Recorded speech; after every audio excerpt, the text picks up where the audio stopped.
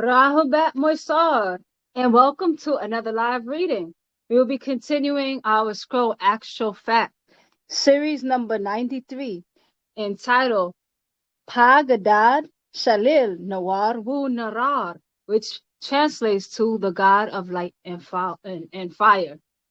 All right, so before we get started, we're going to do a few breathing exercises, and we'll open the floor up as well.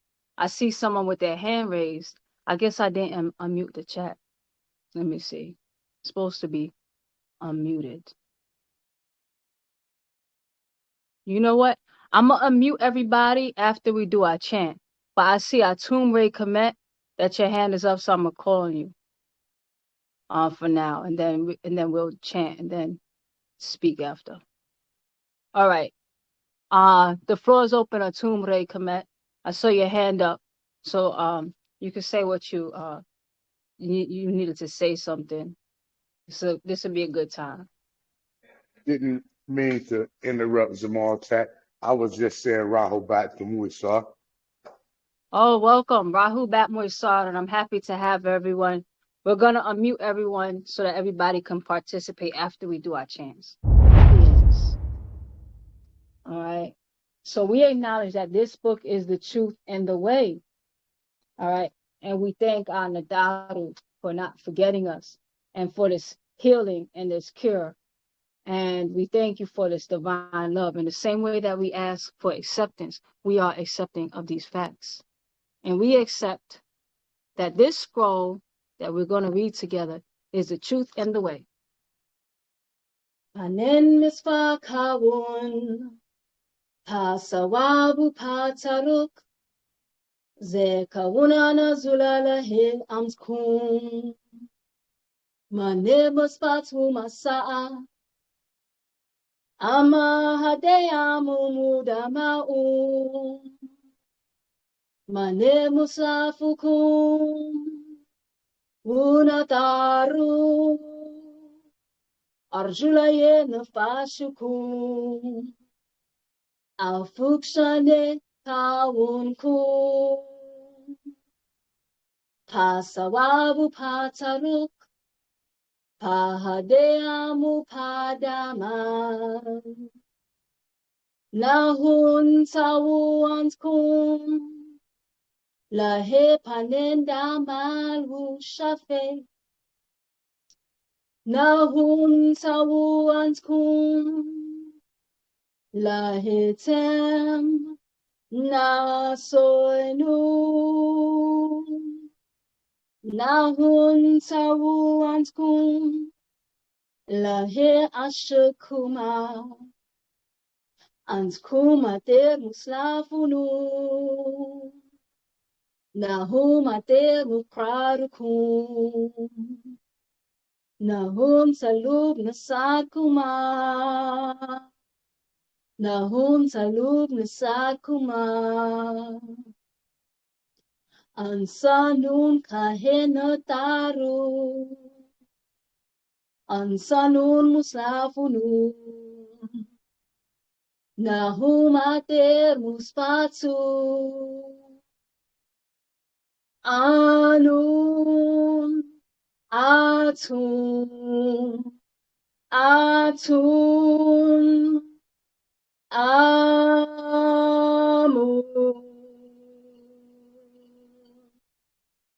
Tawakum Nataru, Mumtaru. We are Sabians. Ashuk, Baabaa Yaanun, in the personage of His Excellency, Dr. Malachi York, and Ashuk Moisar. And thank you for joining us as we read our scroll for the God of Light and Fire. All right, actual fact number 93. Little bit about the author. Baabaa Yaanun, the master teacher, known to us as His Excellency Malachi York. Crime. Kobina means born on Tuesday, June 26, 1945 AD, in Ghana, Africa. All right. As we're talking about the 9 jewels and stepping up and, our sacred feminine, stepping up and looking the part and thinking the part and reading the part and knowing the part. Also, if you like, You can research. It's up to you. If you would also like to know what day of the week you were born, and then you can add that into your name. All right. So I don't really say my entire name, but my entire name is Maratwi Ama M Zahutwi. All right. So Noontat Maratwi Ama M Zahutwi. So Ama is because I was born on a Saturday. All right. And so you can add that to your name. So let's continue where we were reading. And feel free, everyone, to unmute at any time. All right. And everything is recorded so you can go back to your convenience. So we're continuing for those of us who weren't here 2 days ago from where we left off. All right. So let's see where we should go into. All right. So let's start on page 22, verse 139. This bright one, the angel of light, the bringer of light, which was fire of a burning bush, or angel of light, known as Lucifer. 140. So they all teach and preach the doctrine of Luciferians and don't know it, for they don't know Anuar or lights from Anor, fire, being the same. All right. So Bob is talking about fire worship, the God of light and fire. All right. So we talked about that, the God of illusions. So our power comes from animism. Animism means you go behind how things appear. All right. There's a way that things are put together. So the energy behind it, now you're in the realm of darkness because that's where creation is happening. All right. I thought I had my pen. I like this the pen. Yeah. Okay. So Bible talked about true lights. All right. So 141. It says also right before they're blinded, ayantwi eyes in the Safahat books given to them. All right. So you hear Bible talk about the blinding lights. All right. And also in the prism scroll, you could refer to that as white or light. Its nature is to divide. So now you'll have a prism. All right. With different frequencies of light. All right. So when you want to go behind that, go behind the non-ball, which is the sun. All right, Bobby explained that. All right, so a lot of us, we can't get past the luster or the angel or angle of light, as we're going to read about in 2 Corinthians chapter 11, verses 14. And no marvel, for Satan himself is transformed into an angel of light. All right, so Baba said angel, you can also break down as angle. There's different degrees, and each degree has its own frequency. All right, and its own vibration and its own point of view, so to speak. So it has its limits. And an angel, all right, some angels are good, some angels are not good. All right. 142. And I beheld Satan as lightning falling from heaven. It says he comes as lightning, as they read this as well. For as the lightning come out of the east and shineth in, even unto the west, so shall also the coming of the Son of Man be. 143. So my beloved,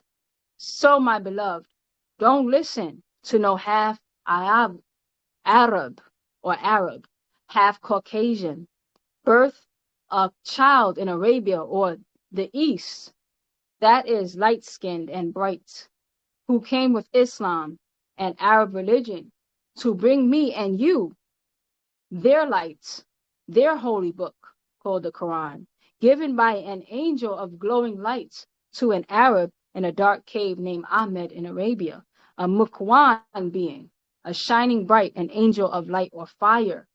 144, who claimed he was sent by Anor, or the light, as his 93rd attribute, as the sun is 93 million miles away from the earth. And he claims to be Anur. And their Quran of the 24th chapter is Anur. So Bible's going to explain where they got that from in the next verse. 145. Pa-Kawak. Taha, the planet Earth is 24,000 miles in circumference. So both Rakamat's numbers are used. All right. And then 146, his attribute is 93rd, is the 93rd, as the sun is 93 million miles away from the earth as light. And earth is 24,000 miles in circumference. 147, there is a whole chapter of 15 verses, chapter 91. Ashams. Ashams is the sun, yet it was originally chapter 26 as a 26,000 year procession. Every 26,000 years, the Earth's axis, and the 24,000 years equinox. All right. So we have different alignments taking place. The 26,000 years procession is known as the wobble. All right. Bobby explains that in detail.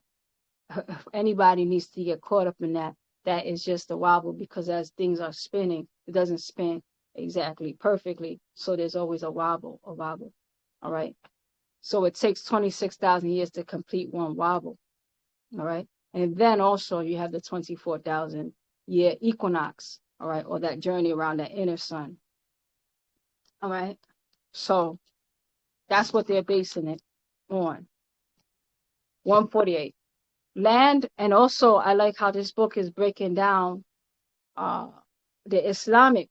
Then if you go into where they get their certain measurements and what they base it on, and then in the, which scroll was it? The cycles, and there's another scroll, but cycles, it breaks down the Dendera, and according to the Christians and how they based on the 12 disciples of the zodiac, which is really the 12 placements. All right. So you see where they're getting where they're getting it from and where they're taking it from. All right. So 150. And in chapter 24 or An-Nuar, chapter 35, it says right out, Allah, he is light, Nuar, of the skies above, heavens, and the land, earths, a likeness of his Nuar light is as a likeness, niche, inside of a misbahun, or a lamp of fire. The lamp of fire is in a jar, and the jar was as if it was a bright star lit up from the olive tree burning bush, not of the east nor the west, whose oil would almost glow even if untouched by fire.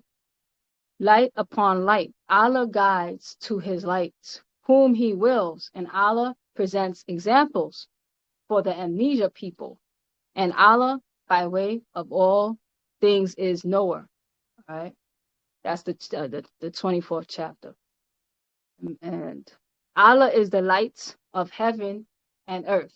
The parable of his lights, as the parable of his light is as if there was a niche, and within the lamp enclosed in glass. The glass, it was a brilliant star, lit from a blessed tree, an olive, neither of the east nor the west, whose oil is well nigh luminous.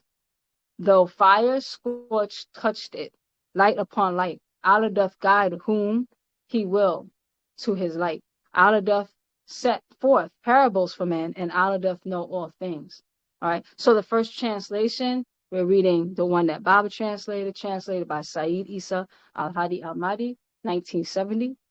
And then the second translation I read was translated by Yusuf Ali. All right. So that's both that same chapter, verse 34, 24, verse 35. 151. So you see, my Qaradu children, he is related to both Nawar, light, and Narar, fire. This is the same deity of brightness.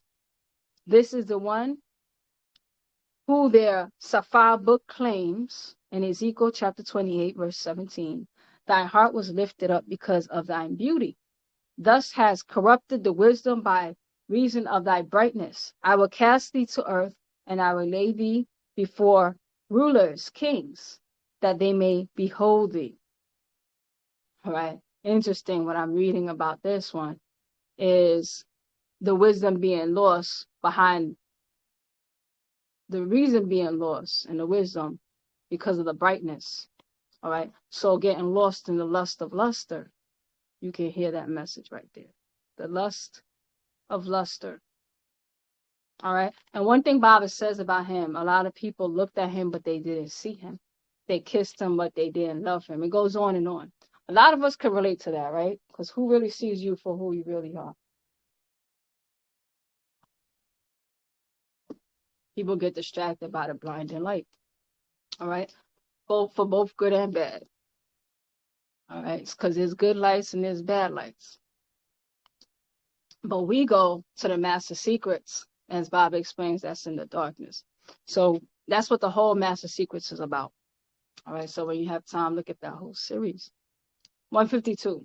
So he will be cast down. The Quran claims Allah went up to his seat above as Nabab, master of Sabatat, Sirius star system. As you read in the Quran, chapter 10, verses 3, and he raised upward to sit on the throne.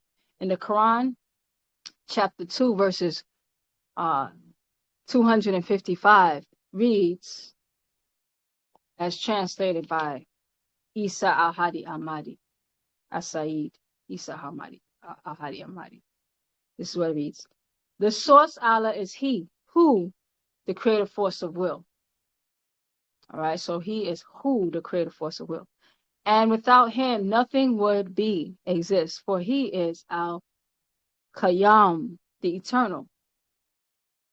Al-Hayyu, living El, who never Sanatun, tires, nor does he take a second from his creation to Naum, slumber or sleep. For him, not us, is whatever is in Al Samawat, the skies, firmaments, and beyond, and in planet Tiamat's earth. Who is he that can intercede with him? Him, not us, except by his not our permission. He, not we, Allah, knows what is between their hands, what they decide and what work their hands do, and what acts they leave behind. But they cannot comprehend anything from his, not our, ilm knowledge, except what he, Yeshua, in wills, or he wills. Spreads wide is his not our, kursi, seat in Al Samawati, the skies, and Tiamat, the planet Earth, and the Hif Duhamma, guardianship of both of them, is no burden for him, because he is in the Al-Alu, or the Most High, Anu, Al-Azim, the Supreme. All right. So that's what we're reading. And then next verse, Psalms 11:4. Well, let's go back to Quran chapter 10, verses 3. Surely your Rob, Master Allah, Khalaq, created the skies, firmaments, and the planet Earth in 6 daily periods.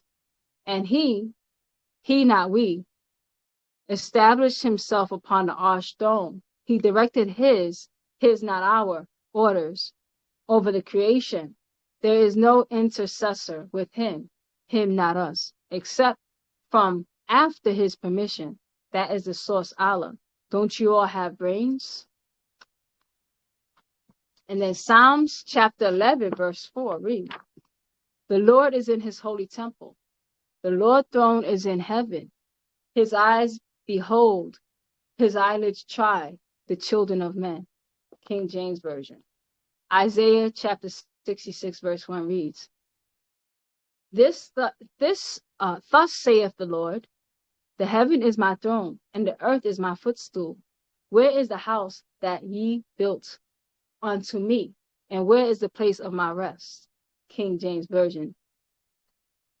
Acts chapter 7, verses 49. Heaven is my throne and earth is my footstool. What house will ye build me, saith the Lord? Or what is the place of my rest?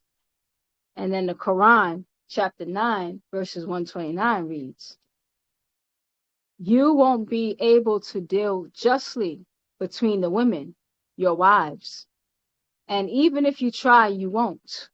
But don't turn away from the affliction just for another, leaving her hanging in suspense, as if you were to perfect yourself and tremble in fear. Then surely the source, the Gafuran,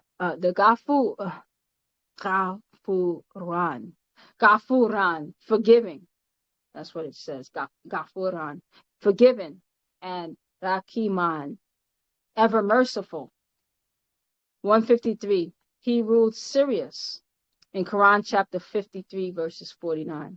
And the Lord, that's the shadow hour period. His late night prayers, Salatul Isha.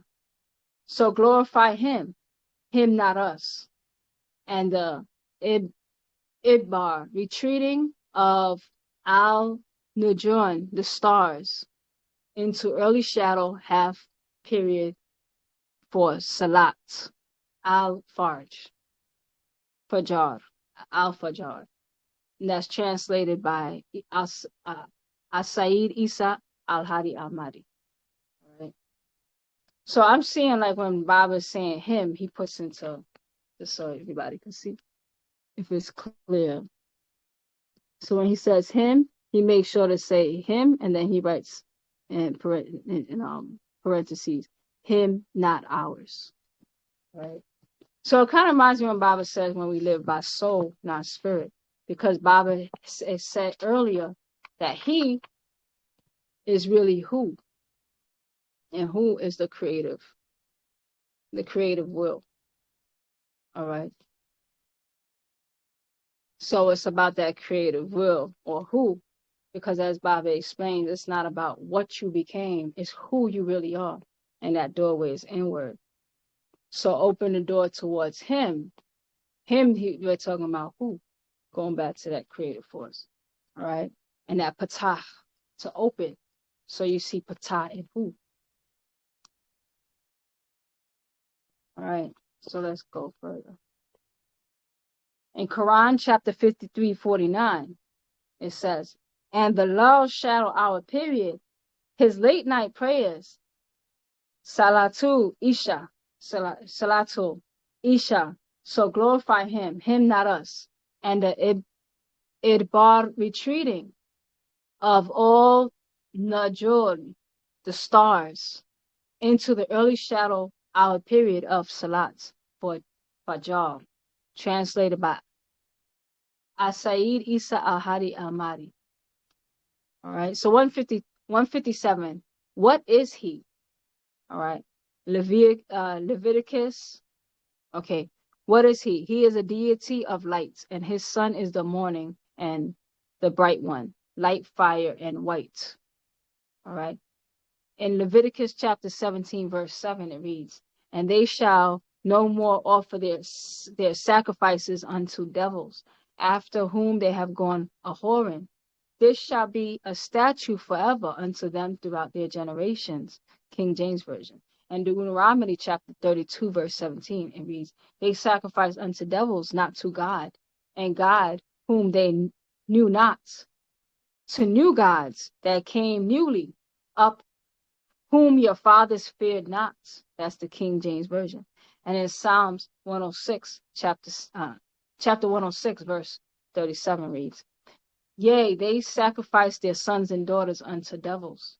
In 2 Corinthians chapter 11, verses 15, and he adorned him priests of the high places, and for the devils, and for the calves, which he had made. 155. Light fire sent down to you. In the Quran, chapter 4, verses 174, reads, O mankind, there has come to you a conclusive proof from your Lord, and we have sent to you a clear light. That's the Siha International Translation. And then in Quran chapter 57, verses 15, it reads, so this day there will be no fidya or ransom taken from you, nor from those who conceal the facts, with whom you live. You make your companies or friends other than the peaceful ones or Muslims. So the fire is your dwelling place, and those friends of yours, it is wrenched dwelling place and an evil destination. All right. This is a great quote translated from Asaid Isa al-Hadi Ahmadi. All right. So Bobby explained that lights, natural lights, are really fire. All right. And now it's telling you that the peaceful ones are, that's not where they're residing. So in this particular verse, you see that even in their own Quran, the fire is your dwelling place. And those friends of yours, it is a wrenched dwelling place and an evil destination. All right. Baba's not taking us to the stars, so to speak. He's taking us behind the stars, behind the nine ball. All right. Behind the nine ball. And you go back into, because every star is born. We're going to the realm of them being born. All right. And that's the realm of the basket. It looks like this.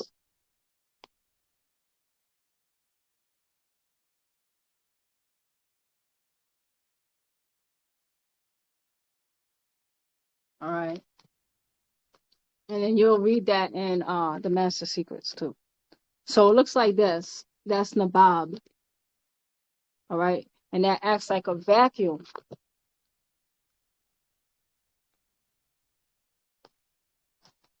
All right. Materialization and dematerialization. And then you have Tet, which is like the bread. So when you start to manifest, you're sucking in, and then you start to output. All right. Anything from ideas, children. All right. Lights itself. But lights are created from this realm. So we're in the divine realm of creation.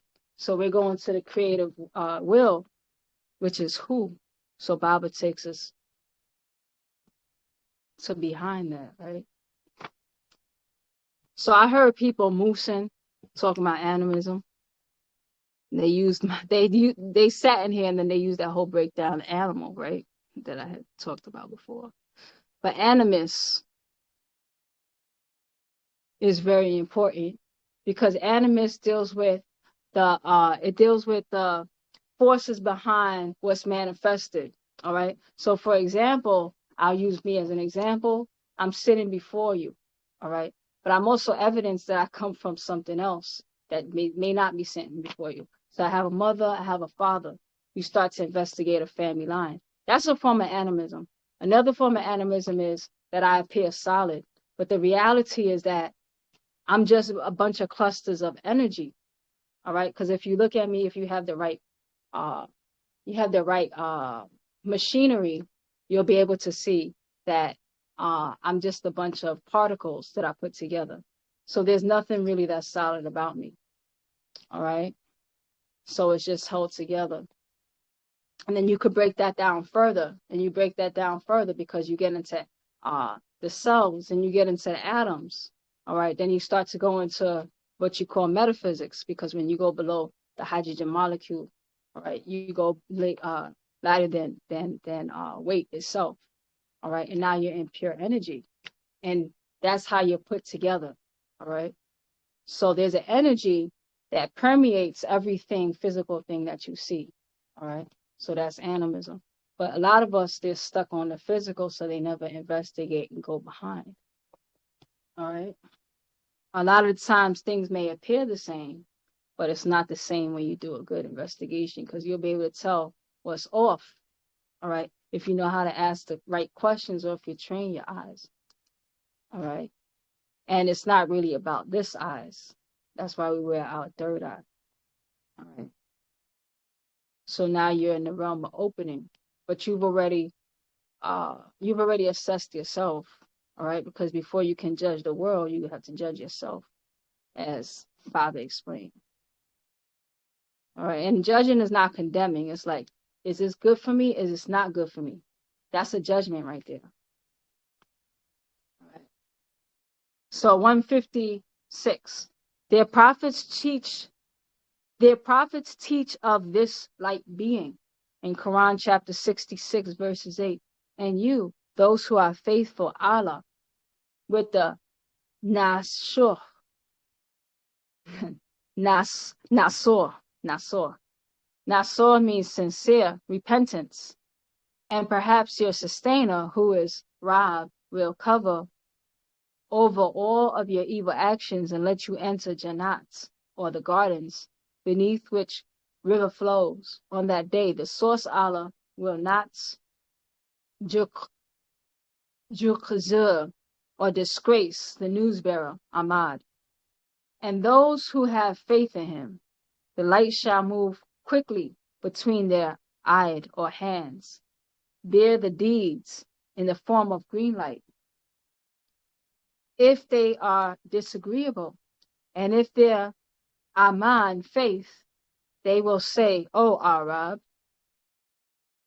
Atmim, or complete for us our lights.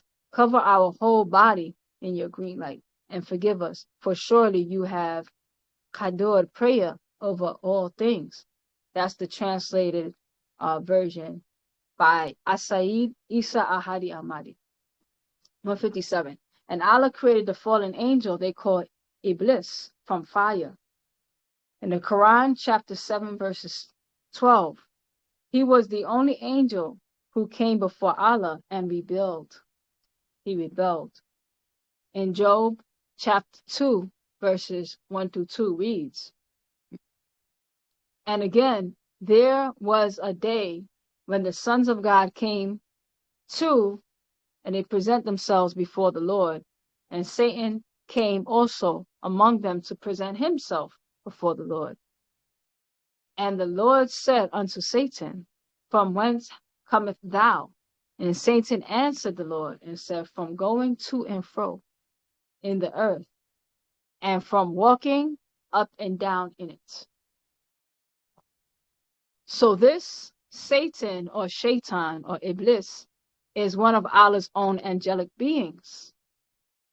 In the Quran, chapter 7, verses 12 reads, he said, what hinder you, Iblis, Halal, or Samuel, that you will not prostrate when I, not we, command you to? He, Adam, Zakar, you Khalaq, created me from fire, and you Khalaq created him of clay. All right, and in the Quran, chapter 2, verses 30 reads, and when your Rab Inki and the angelic messenger Elohim Anunnaki, surely I will make a Caliphate, a successor, left behind in the planet Tiamat earth. They said, are you going to make it one of those who cause mischief in and shed blood?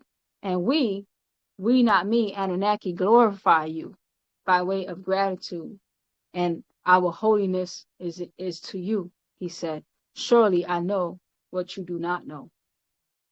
And that's translated by Asaid Isa Al-Hadi Ahmadi. In Revelations chapter 12, verses 9 through 12. And the great dragon was cast out, that thou, O serpent, called the devil, and Satan, which deceiveth the whole world. He was cast out into the earth, and his angels were cast out with him. All right, so think about that, the deception. And his angels, all right, or his angles, because Baabaa has used angels and angles interchangeably. All right, and different angles of light. All right, so it's all about smoke, mirrors, and lights. And some of those crafts, when Baabaa says, are going to be coming down, some of them are authentic. Those are real crafts. And some of them are illusions. And you won't be able to tell which is which unless you're able to go behind the nine ball, so to speak. And some of those crafts are for you and some of them are not for you, for example. All right, so you see the devil, Satan, which deceiveth the whole world, he was cast out into earth. All right, so unless you physically met me, for all you know, I could be a hologram. I might not even be a real person, as good as AI is. All right, that's just an example. All right, but the reality is, you look behind the image. All right, not just how things appear, but what's the story behind their appearance, the where, what, how, why. That's called sound right reason. What's the reason? All right, is it reasonable?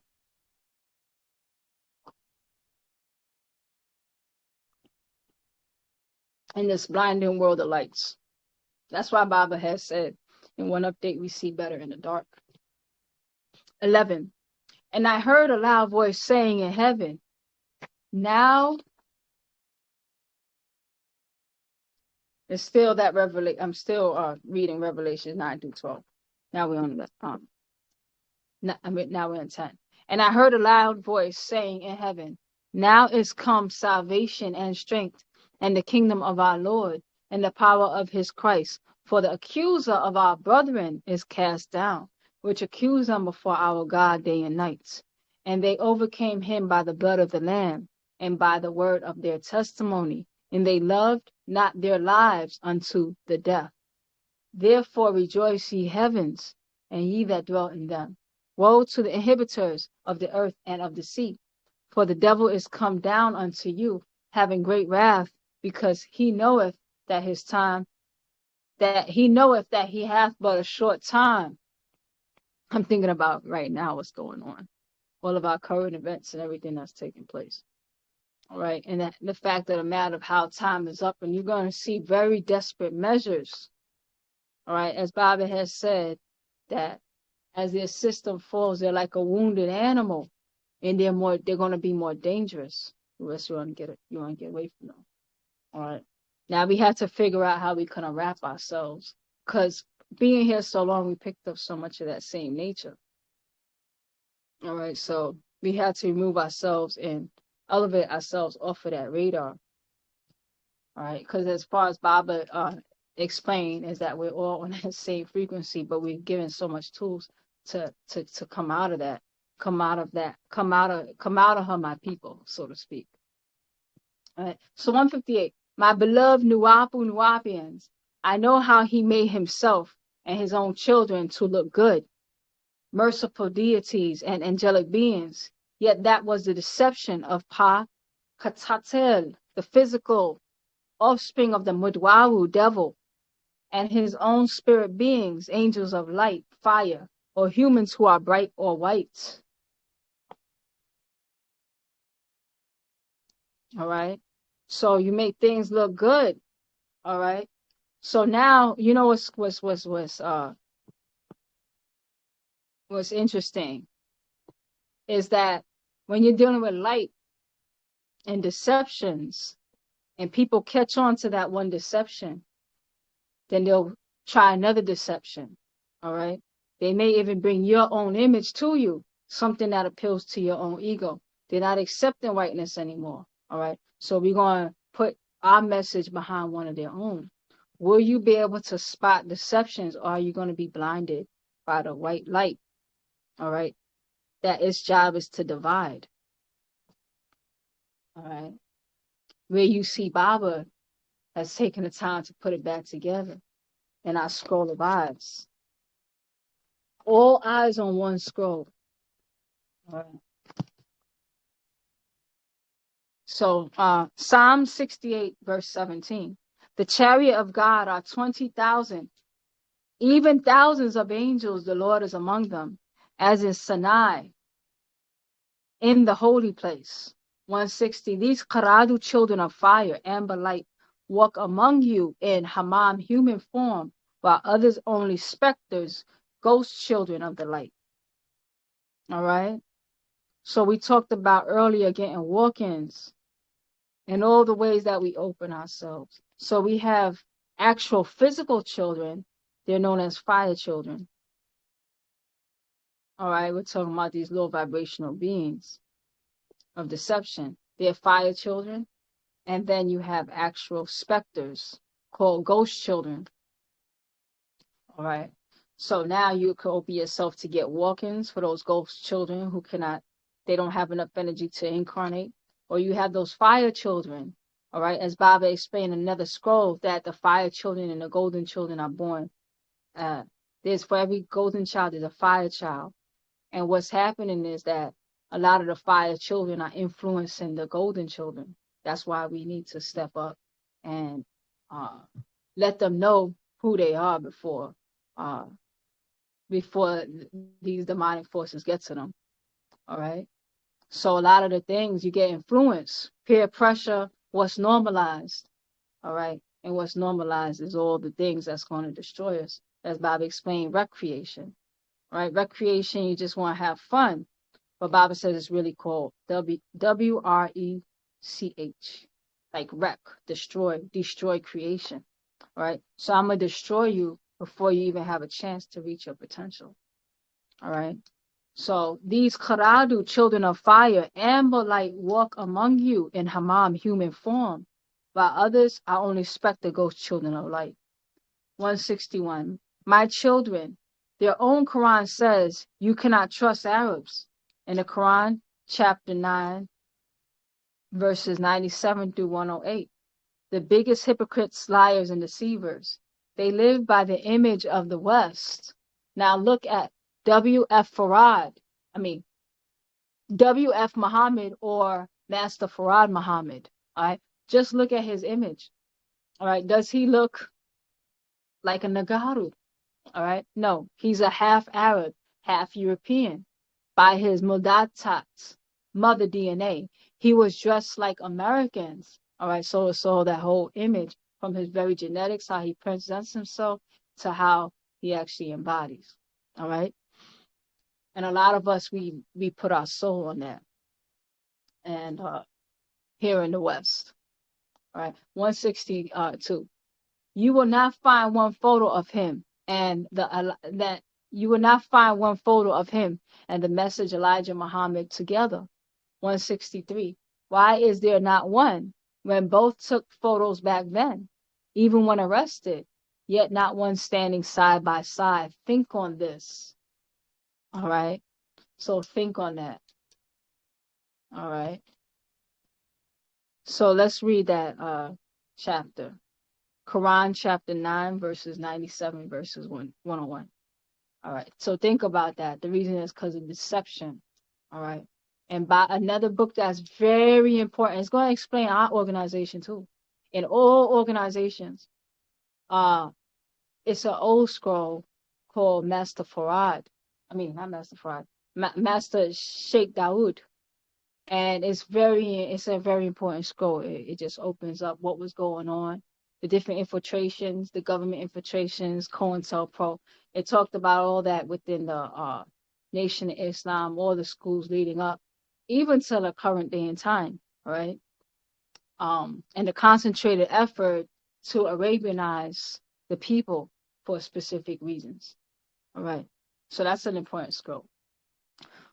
Or mingle, because Baba explains that Arab just means mingled seed. Baba's hoping to unmingle us and get us back into our pristine first state. All right. That's why we're called Mukrasinia, means the purified ones. So those who are taking time to purify ourselves. And it's not an overnight thing. You learn a fact. Okay. Some facts are easier to apply. Some things you have to build to. All right. How you start eating different, living differently, things like that. That's a form of unmingling yourselves and living in accordance to your own genetics that you want to bring forth. All right. And the decisions, the kind of decisions you'll make, the things you'll be partaking in. All right. It's a journey back to yourself. All right. So we don't want to Arabianize. We want to unmingle the deceptions. So 162. You will not find one photo of the Master Elijah Muhammad together. Why is there not one when both took photos back then, even when arrested? All right. So you will see arrest photo of Farad. You see arrest photo of Elijah Muhammad. All right. So all these photos and none of them together. All right. Because there was a deception that happened. Yet not one standing side by side. Think on it. In the Quran, chapter 9, verses 97, verses 101. Al-Arab, the desert Arabs, red Arabs, are the most ashuda, forceful or severe. Kufran, concealers of what? Of that which is the fact. And the biggest nifaqan, hypocrites, and more without knowledge of hudud, or limits, of what was sent down by the source.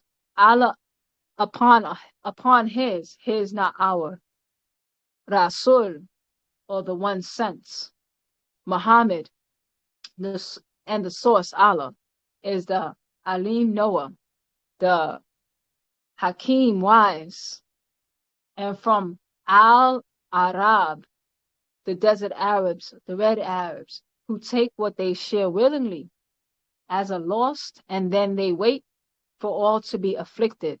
The afflicted will be upon them. And Allah is Simeon, or hearer, like hearer, Alimun, all knowing. And the men of Al-Arab, the desert Arabs, there are those who have faith in the source Allah and the last day, and they take those offerings which they share willingly nearer in Allah's in their possessions, and the salawat, salutations of the one sent Muhammad, except inaha, it is kurbatun, or nearer, lahum, to them the source Allah will cause them to enter his not our, Ramat, yielding mercy. Surely the source Allah is Ghafurum, forgiving, Rahum, most merciful, and the first proceeder of all Muhajirin, the immigrants from Mecca, and the Ansar-aiders from Medina, and those of them, Enosites, which followed them by way of that which is best. Allah is content with them, and they are contented with him not us. And he, Allah, has prepared for them Jannatin, or the closing garden, with the rivers flowing behind it, which they shall abide therein eternally. That is Al-Azim, or the supreme, Al-Faz, achievement. And from among those that are around you, Arab,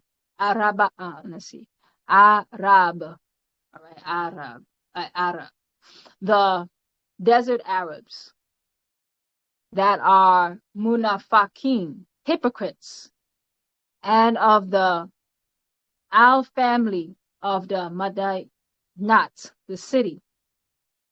There are some who persist in hypocrisy that you, Muhammad, don't know.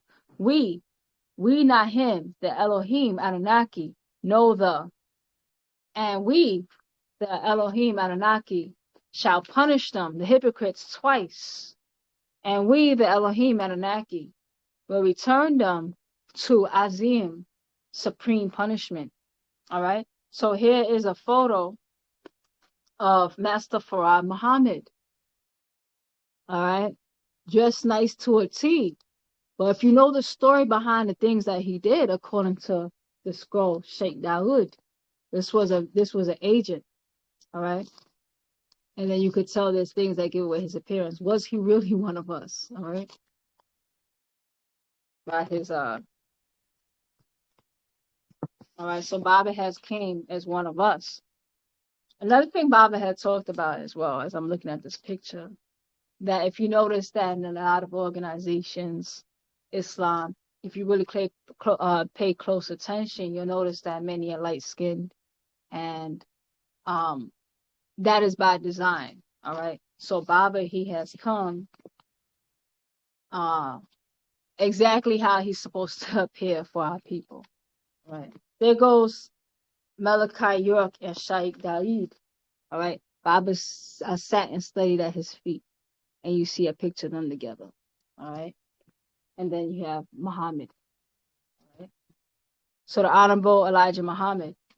So Baba and Sheikh Daid, that scroll, Baba explains all the things that Sheikh Daid had told him about things that was going on and things he had witnessed himself in these organizations. And of course that persists today because it wasn't unique to one. There's a concentrated effort to infiltrate any progress. And this was a form of infiltration. All right. And don't think it won't stop with our own stuff.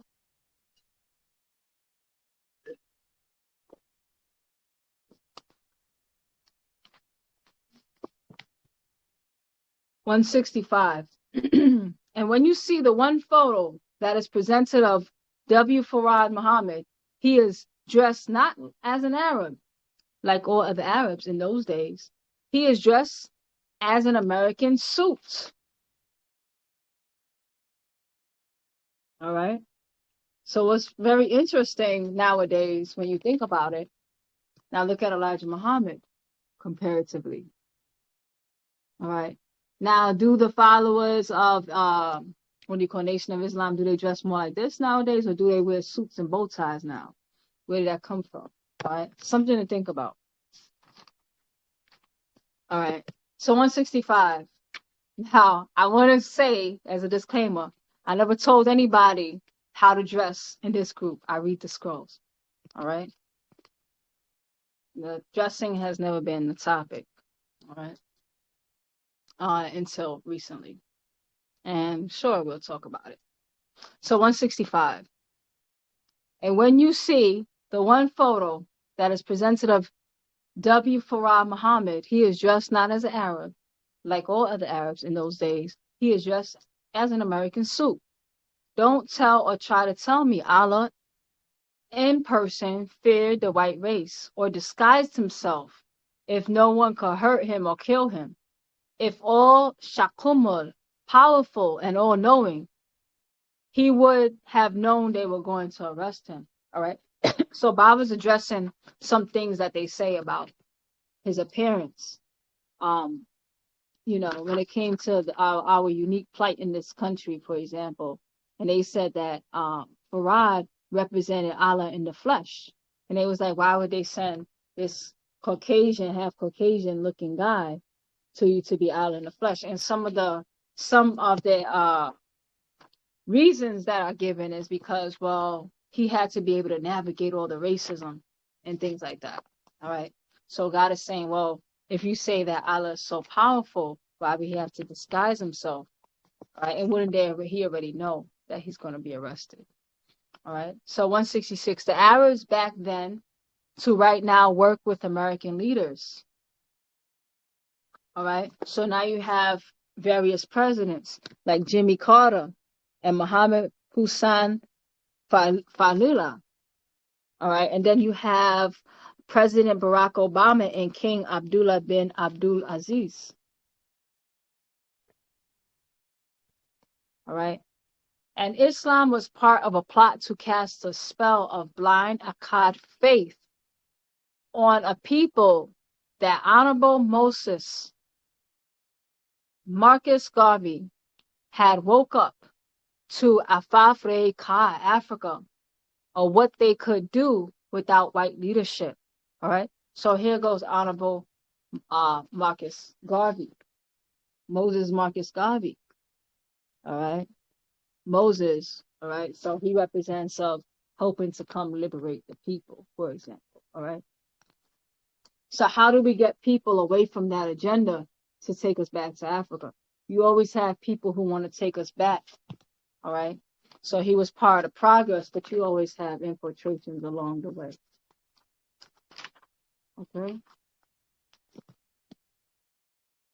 167. So the Shriners and Alhambra of Masonic and Knights of Columbus got together and created a new form of Islamism in the West to spellbound the African-minded blacks, to put them back to sleep. First within the Moorish schism, All right. So Baba explained in other scrolls, we're not Moorish. All right. We're not Shriners. All right. We're not Masons. We're not Eastern Stars. I'm quoting him word for word in the breath book. Now, we went through different schools for wherever our people were. And Baba finds us and takes us back and unwinds us. All right. Because they got all their schools from us. All right. There's different facts and truth that are watered down and twisted. All right. In all of this. So it was the shrines, the Alhambra, Masonics, Knights of Columbus, to create a new form of Islamism in the West to spellbound the African-minded blacks. All right. For what reason? To put them back to sleep. First within the Moorishism, then onto the voodoo cults, which became the Black Muslim, and then the Nation of Islam and 5%ers, on into the many sects, as well as Sunni Islam, Ahmadiyya Islam. Okay. So 2 days ago, somebody had asked me about voodoo and the seances and the difference. And we were explaining that there's a lot of similarities between Wu Sabat and voodoo, actually. But there's a lot of things, sneaky ways that Six Ether has also infiltrated. So what Baba's hoping to do is to help unwind us, all right? Because it's like they season these spirits or these spirit forces, they season the illusions and reinvent itself, and that's how they slip in, all right? And it's always to take you back off course, put you back to sleep, all right?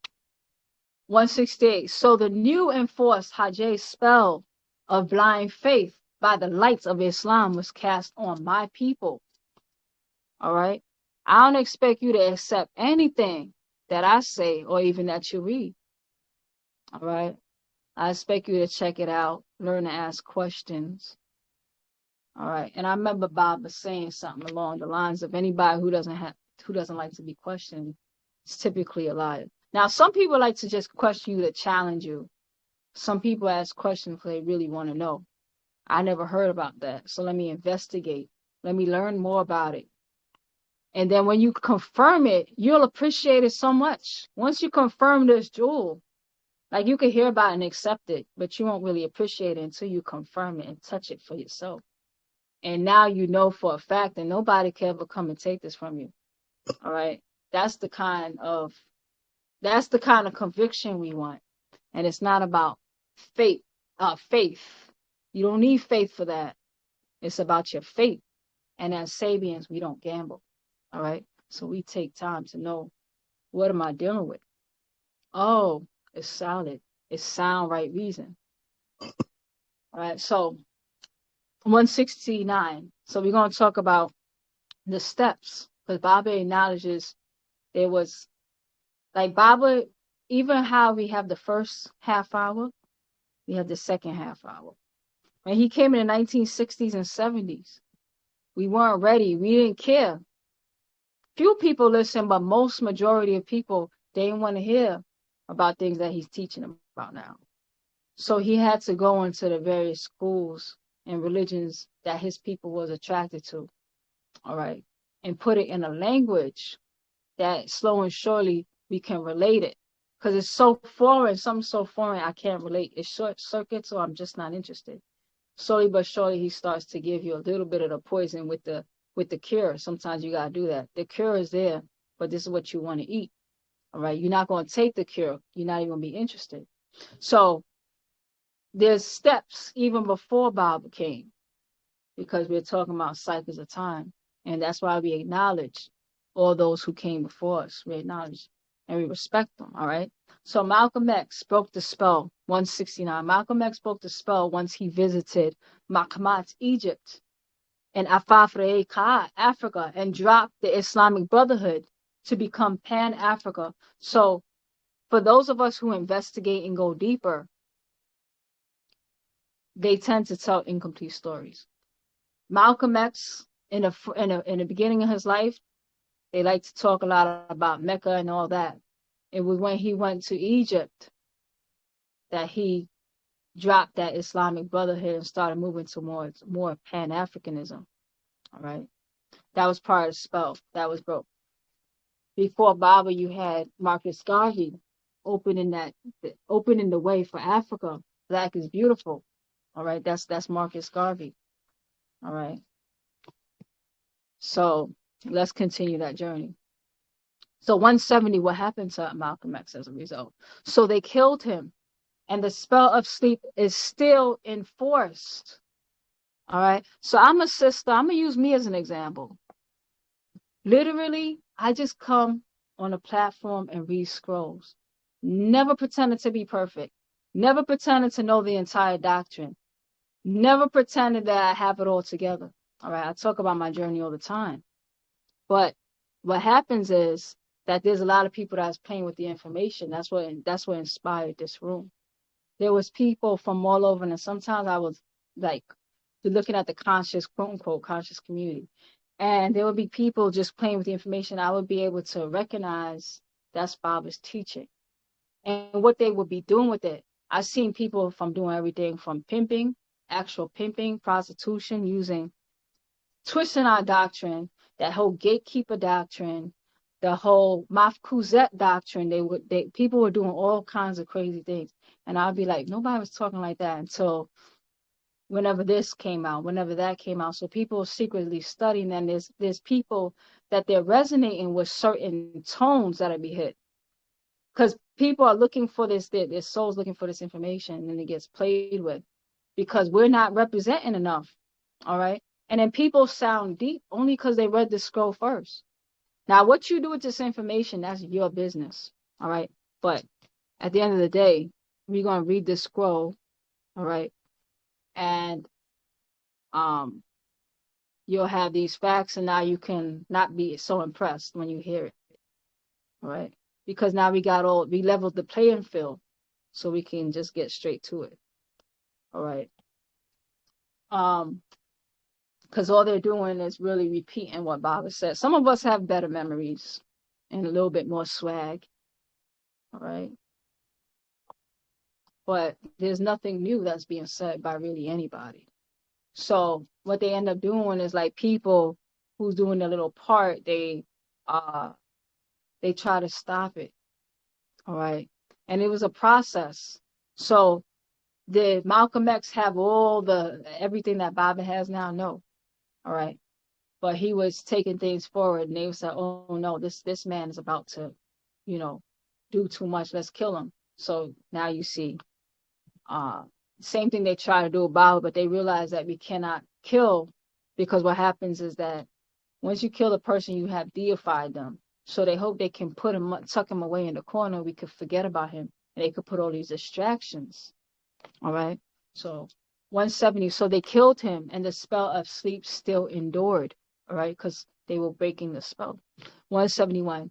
They wish to claim all black teachers are from Nation of Islam. Well, I was never in the Nation of Islam, nor the 5%ers, nor under the Moorish Science Temple. So Baba's letting them know that all the black teachers, they make it seem like they all came from some form of Islam. Because the Nation of Islam, the Moorish Science Temple, that's all different brands of Islamism.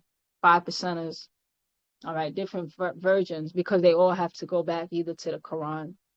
And if you go to the Quran, you have to go back to the Bible. So Baba's saying that he didn't come under them. All right. So I was never in the Nation of Islam, nor the 5%ers, nor under the Moorish Science Temple. 172. I was given a card way after I started teaching in 1962 to 1970. Much later, I tried to reach my Moorish children to explain to them that Moor is only morenos. Morenos, the Spanish word for dark-skinned people. All right. So you have the Nation of Islam. All right. And bow ties. All right. So you see they were put back to sleep. It was neutralized. So whenever you're making progress, what ends up happening, somebody comes into your movement to neutralize it. Put the people back to sleep. So it was neutralized. All right. So we were going from here. And then where's Malcolm X? I thought I had a picture of Malcolm X. All right. So everybody knows how Malcolm X looks. We had Elijah Muhammad. He was very important because he helped to clean up our people in many different ways. All right. Then you have a lot, like that was progress that was made. Then you had Marcus Garvey, all right? Then you had Malcolm X, who started here and was gravitating to here, all right? And now we're back here, neutralized, all right? Put you back to sleep. So Moor means dark-skinned people. Then you have the Moor Science Temple. And you have Clarence 13X, founder of the 5%ers. All right. So you have all this. But in a way, they take it all, they always take it back. All right. And for some reason, when Baba said, where's my thing? Baba said to take your veil off. If I need to, I will. I have people in my inbox saying I should cover my head. So they try to tell me, because I'm here just sharing the doctrine, to take this and put it over my head. All right, now I'm saving.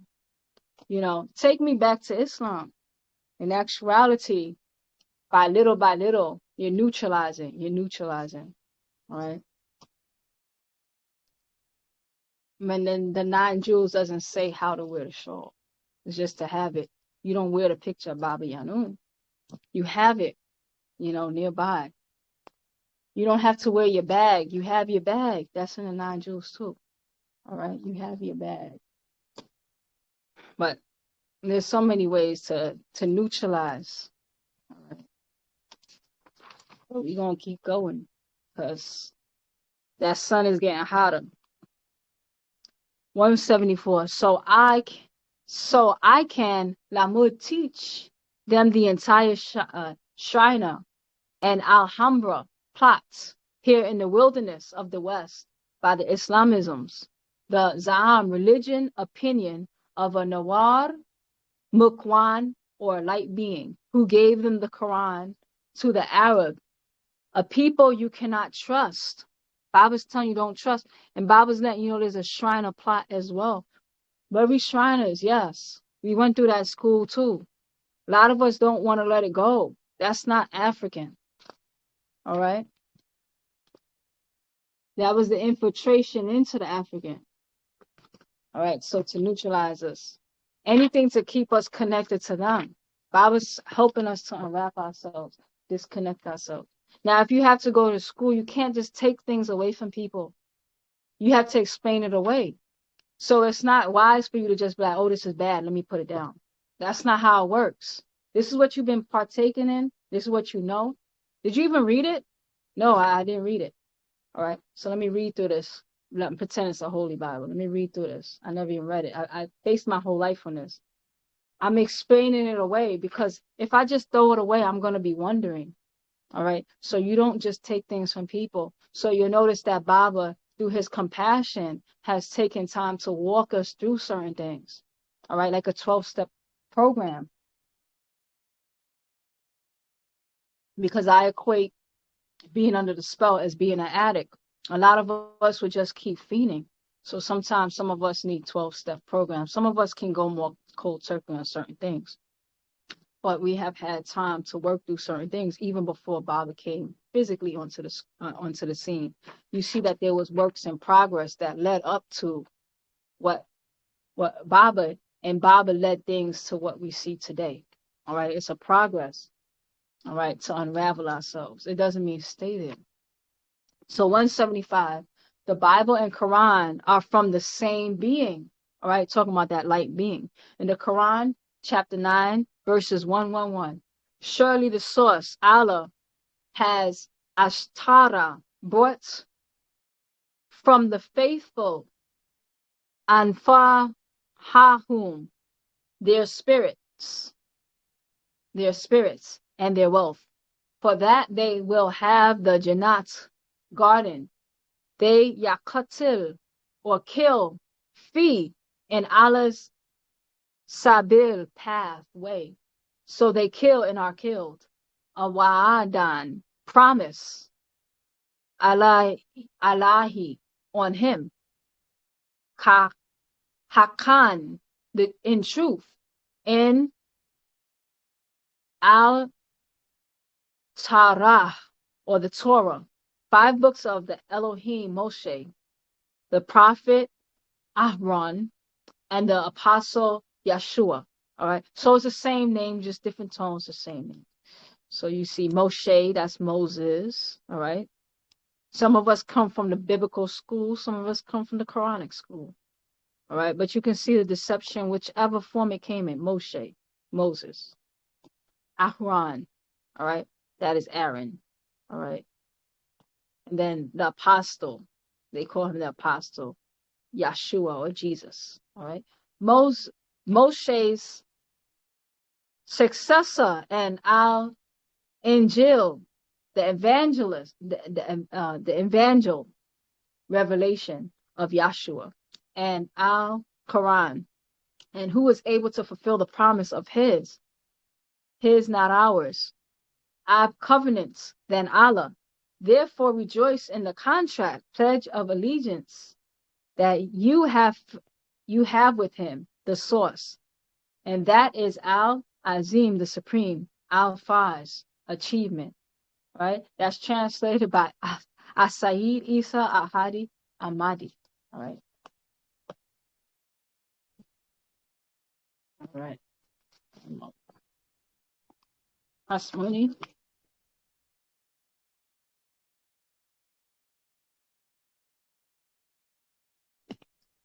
Okay.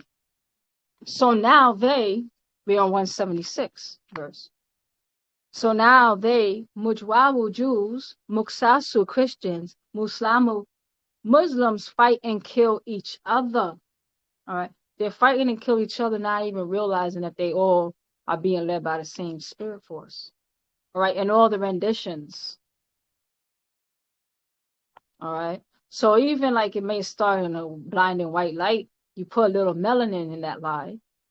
All right. So you can have let's give an example, the Rastafarian doctrine.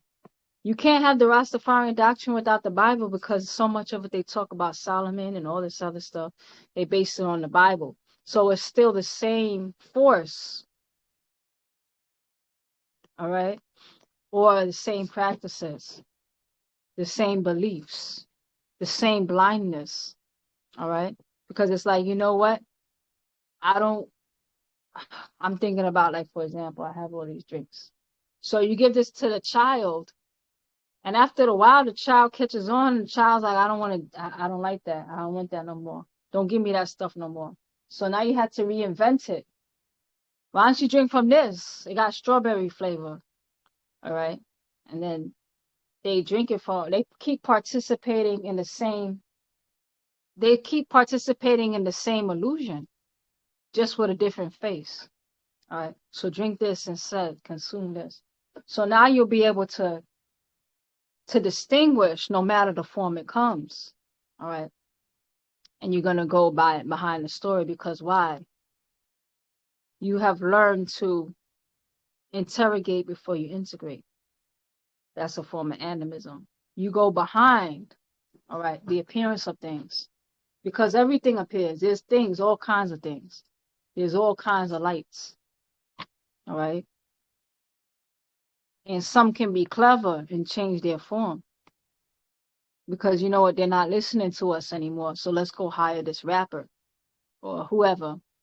Let's go see if we can, get this person to promote this message now, because they're not listening to us anymore.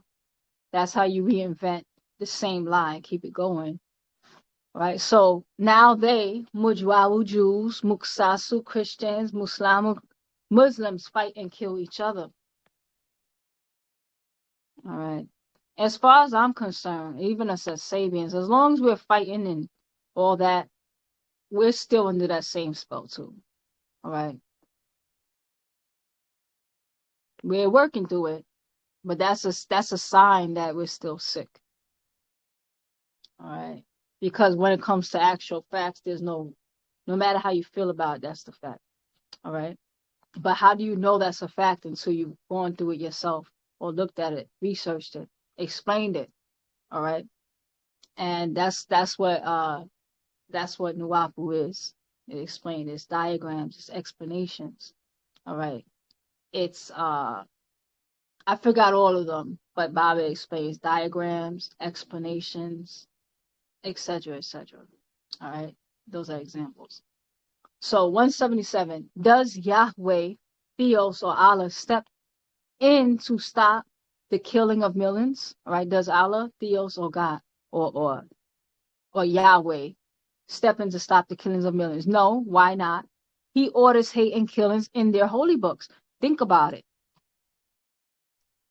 How is this God promising a promised land when there's people on there? So he's intending a war to go on. And don't worry, you'll be victorious because you're my chosen people. That is ordering, that's an order hit. And if you don't want to fight for Allah or God, then you're going to get him angry. All right? If you don't make this sacrifice, you sinned. So if you don't give me this sacrifice, I'm going to devour you. All right? So I don't want to be devoured. So if I kill that person, can you devour that person instead, or this animal? All right. I just want to eat. So they always make they always keep their people to feel like they're sinning. All right. And they are always having something to atone because these are cannibalistic killers. That's the nature of their gods. All right. 178. The Holy Quran or Quran was not sent down to you, my beloved people. All right. That's not the nature of your Nadaru. All right. So now if you have let's say Nigerian background, you have Haitian background, different things happen to Nigeria. There was different infiltrations, different things happened to Haiti. All right. And then you start to see that you have these beings that's asking for these sacrifices. All right. You'll be able to see the different forms and realize that it's the same infiltration. All right. Because the sacrifice that our Nadaru asked for, there is sacrifice that's needed. And the sacrifice says, you know what? I'm going to give up these instant gratifications for my long-term benefit.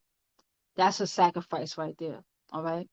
And that's what we want. We want the best, to be the best that we can be. That's why Baba says live by soul, not spirit. A lot of times you have these different impulses, all right? And you learn to just live by, I'm going to live by the or expanding or the bigger picture. And that is a big sacrifice in itself. They don't need blood. They just need your love and respect. All right. So that's two different spirit forces. All right.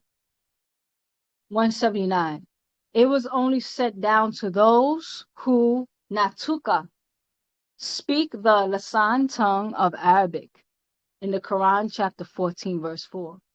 And they were told if they do not understand Arabic of the Quran, go to the Hebrew speakers of the Torah for meanings.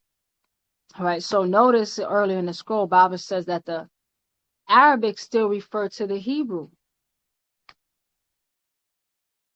So it's one and the same, because you're going through, what do you call that when you study anthropology, you study different, and then you can also study languages.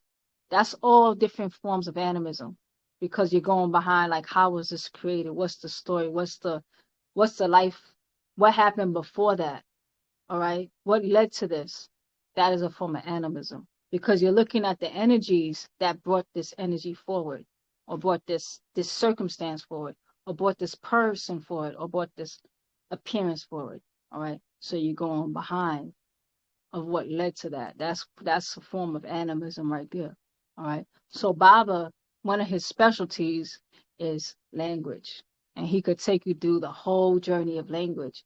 This came from that came from that. So you start to see, well, you're just having a different brand, and where is it taking you to? All right. And how did that happen?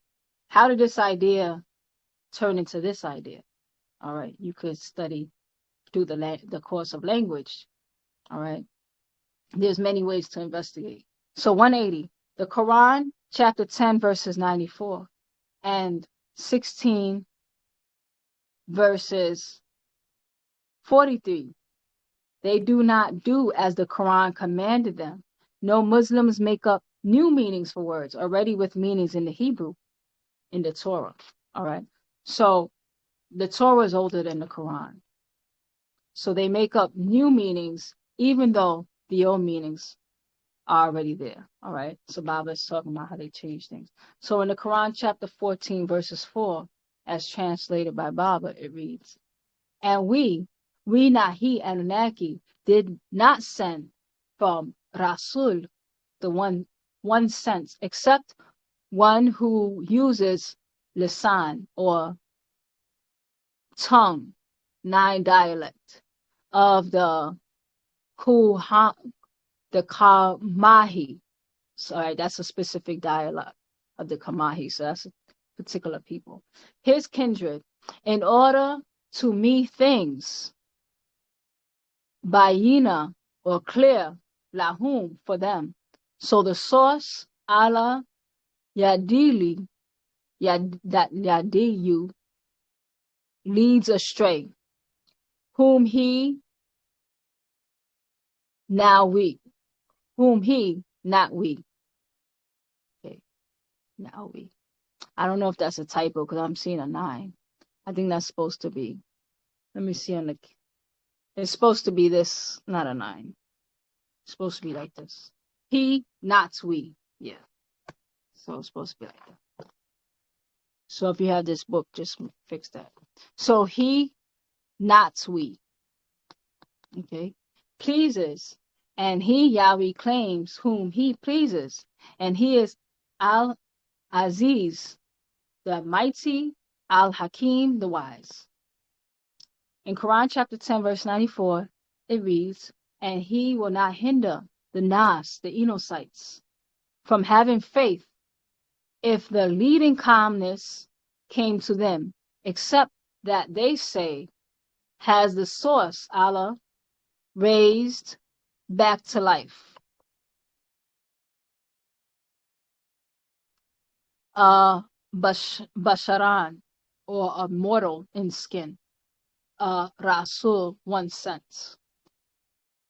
And then finally, Quran chapter 16, verses 43 reads, and we Nahi, Elohim, Anunnaki, did not send before you except Rajulan, mortal men, whom we, Elohim, Anunnaki, inspired by way of way or wahi to them. So ask Allah, as spelled is spelled here, Ahla, all right, Allah, the family of Al-Dikray, or remembrance, Noah's family, who remembered the flood, if you did not know.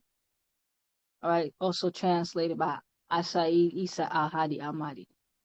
181. So in many parts of the Quran, they had to substitute verses. In the Quran, chapter 16, verses 108, given by a spirit, angel being of light. It was only for Arabians, right? So Baabaa shows the switching. So he takes us from Arabic to Hebrew to Chaldean, etc., but it all comes from the same people. And how from Chaldean unto Hebrew, they would have already words. They would use that in the Arabic, in the Quran, I mean. And instead of just keeping to that same word, what they ended up doing was switching meanings of words, even in the Quran, even in the original. All right. So it's already corrupted from the beginning, from even there, even though none of this was for us, but he's explaining how they even follow some type of illusion anyway. So it's all based on illusions. All right. Control. All right. And altering of the facts. All right. Which a lot of people like to do. All right. Alter the facts. All right. So Quran 16, verses 101. Did not know. Okay. And it reads, and we, Nahi Elohim Anunnaki, Badala, changed ayatin, a verse in place of another, ayatin verse of Allah, alone knows best. that which he, not we, has sent down. They will say, surely you, Muhammad, are muftarin, an inventor, making up scriptures. In fact, most of them don't know anything. So even in the Quran itself, and this is translated by Asaid Isa al-Hadi al-Mahdi. All right. So even in this, they're admitting to changing verses around, but it's and also that they don't know anything. All right. Because it's like a thing I hear a lot from them. They say Allah knows best. All right. We don't know anything in another way. All right. So Quran chapter 16 verses 102 to 103 says, say Muhammad al-Qudus, the holy, Ruch soul, Elohim Gabriel, Nusku, has Nazula, sent down from your sustainer by way of the facts, beyond any doubt, in order to Bitu, make firm or strengthen those who have faith in all other scriptures and tablets from before. Gilgamesh epics, Enuma Elish, Atra Hasis, Atama, Nergal, and Arishko, descent of Ishtar to the underworld, the secrets of Adafa. All right, so these are different scrolls. These are different Sumerian scrolls, for example, that the Quran and Bible is really based on. As a leading calmness and good news, the Quran to the Muslimin, peacemakers, Muslim. And indeed, we Nahi Elohim, know that surely they say a certain Basharon, or a mortal being in the skin, Basharon, as a mortal being in the skin. You Alami teaches the Quran to Muhammad, the Lesanan, tongue, dialect. All right, tongue, Lesanan, tongue. From dialect of him, who they referring to as Ajasminum, a foreigner. And this Lesanan, tongue, the pure Khurasan dialect. All right, that's a specific dialect for that group of Arabs, because there's different groups of Arabs. So you have the Khurasan dialect, all right, of the Arabian dialect of Quran. Id Mubin, clear. That's the translated translated by Asaid Isa al-Hadi al-Mahdi. Okay, and then we continue. The Quran, chapter 42:7, it reads, and just like that, we not he inspired you, Ahmed, with Arabian or an Arabic Quran, the Quraysh dialect, to Tunhira or warn or the Ummah, mother village, Mecca, and those who are around it. And it is for you to warn of the day of Jumi or gathering. There is no Raba, doubts, Fahi in it. Farakan, a portion of the Innosites, will be in the Sayar, flaming fire. All right. So it specifically says that Ahmed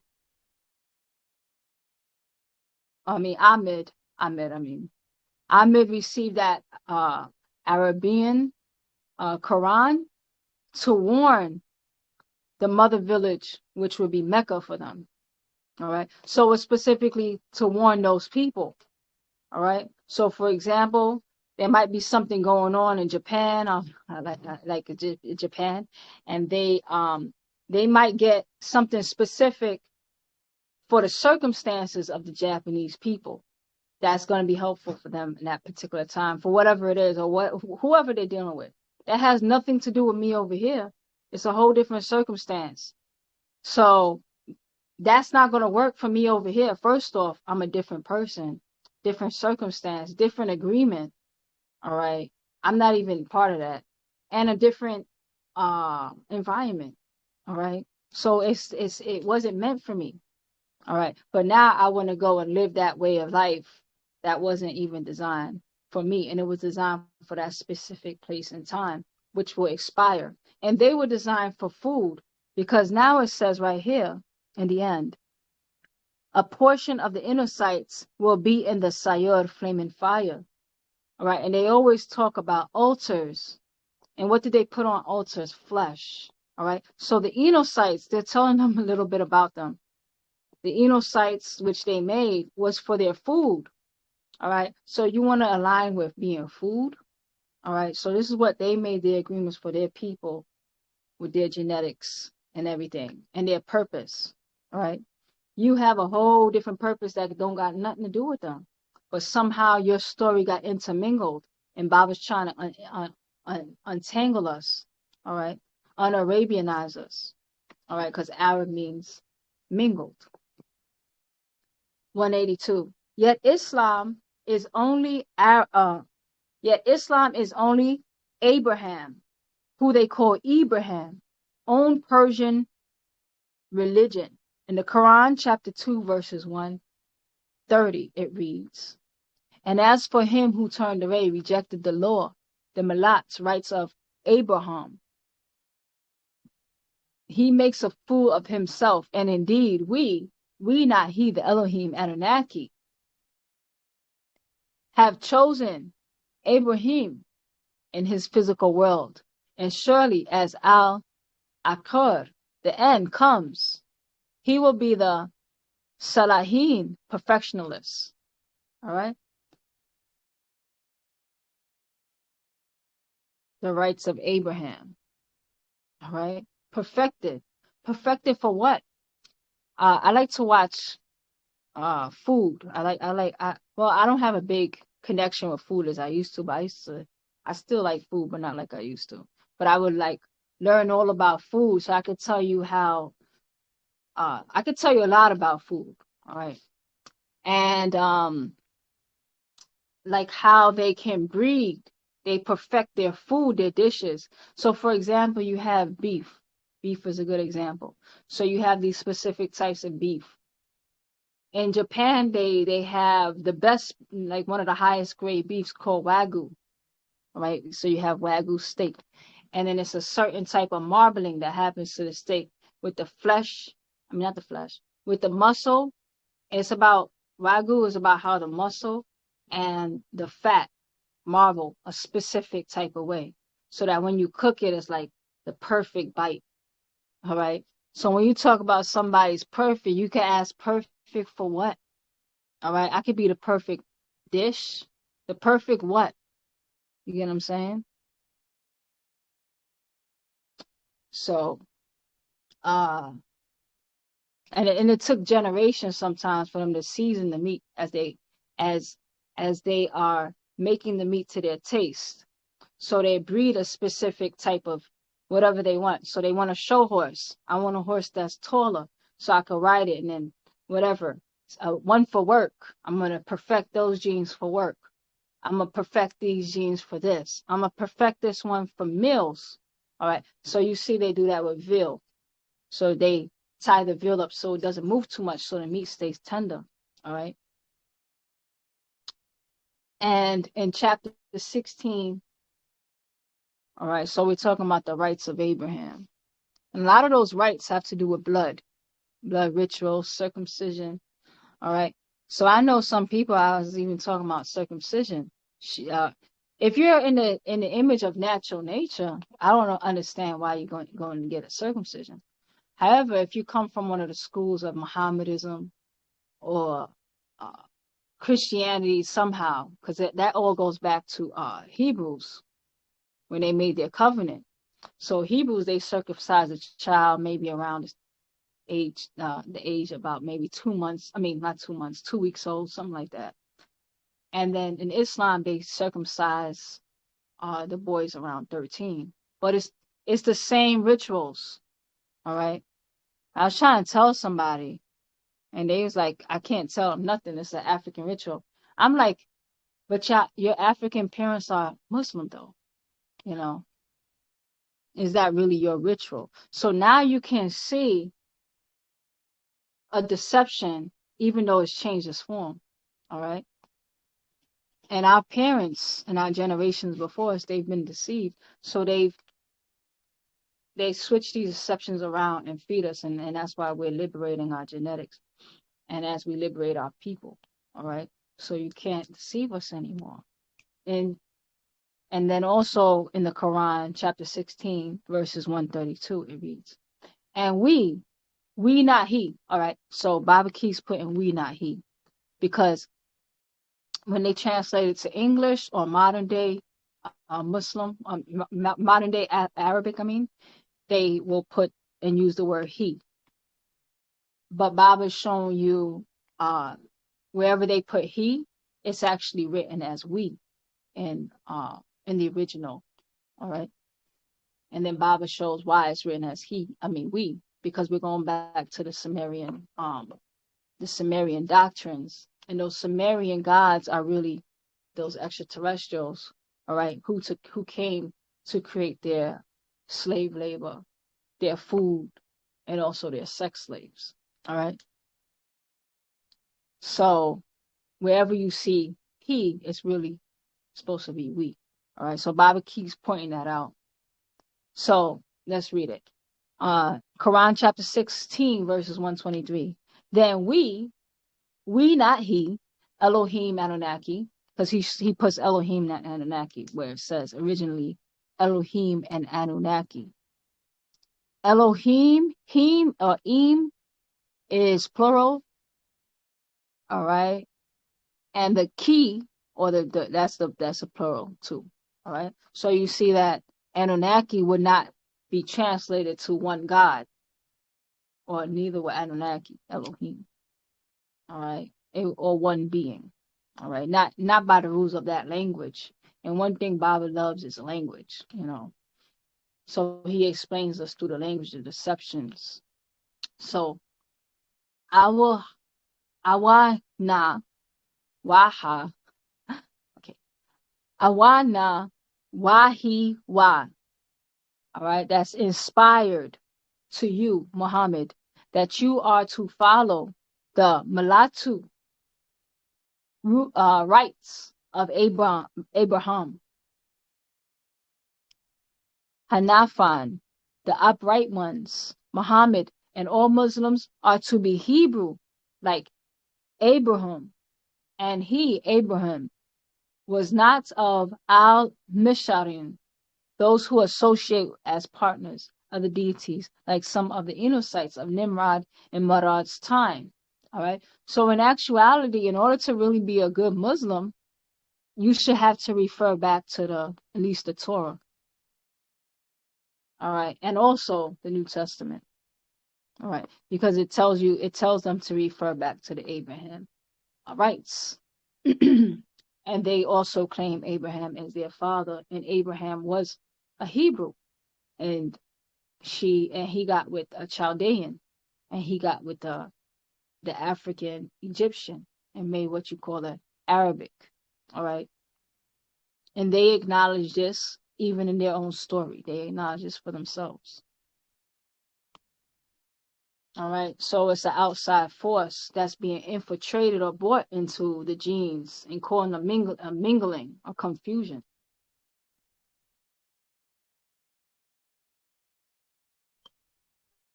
And that makes sense why such a quote I hear so much by Muslims is Allah knows best, because they're just a confused people, because it's a confused origin. All right. 183. And when they asked about this angel of light who comes over time, this is what they are told. In the Quran, chapter 17, verses 85, it reads, Michael is speaking. All right. So this is who's talking. These are Michael's words. All right. And they ask you about our ruh, that's the soul. Gabriel Nusku, tell them, our ruh, Rahu, the soul, Gabriel Nusku, is from my Rab, or sustainer, command, and you have been given only a little knowledge of it.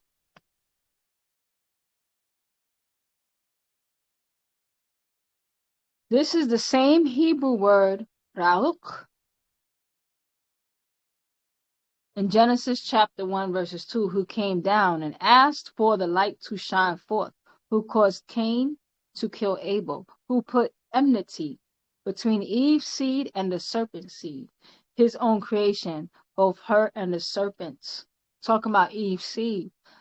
Baabaa has said that the war on this planet is really between the women, in actuality. All right? Because you have one agenda, one genetic program against another genetic program. And as we learn about the power to reprogram the mitochondrial DNA, all right, and what makes the mitochondrial DNA so special is that it's not like a helix. What makes it special is a circle. So there doesn't have to be any scrambling. But what's so special about this circle, you can implant programs into that circle. So inside that circle, you can implant leprosy. You could also implant mafkuzet. All right. And you can learn more about that when they're trying to, what do you call that? When they clone. That's how they use cloning. They play with the mafkuzet. I'm talking about or bringing animals back. So, for example, they're using the elephant to bring back the woolly mammoth. But you know they're going to be using a female elephant, because what they'll do is that they'll use the female elephant and they're going to take the mitochondrial DNA of that female elephant, and they're going to implant programs into it. All right. So that's why these extraterrestrials are interested in the female. And that's why the female hold the key, and they're the protectors of the DNA, because they're the protectors of the programs. All right. So they're going to implant the elephant with the woolly mammoth DNA. All right. And that's how they'll bring back. It's technically a hybrid, but they're bringing back those genetics. All right. In Genesis chapter 1, verses 2, and it reads, "And the earth was without form, and void, and darkness was upon the face of the deep, and the Spirit of God moved upon the face of the waters." That's the King James Version. In Genesis chapter 3, verses 1, "Now the serpent was more subtle than any beast of the field which the Lord God had made. And he said unto the woman, Ye hath God said, Ye shall not eat of every tree of the garden." Subtle means not obvious. All right. Subtle means very not obvious.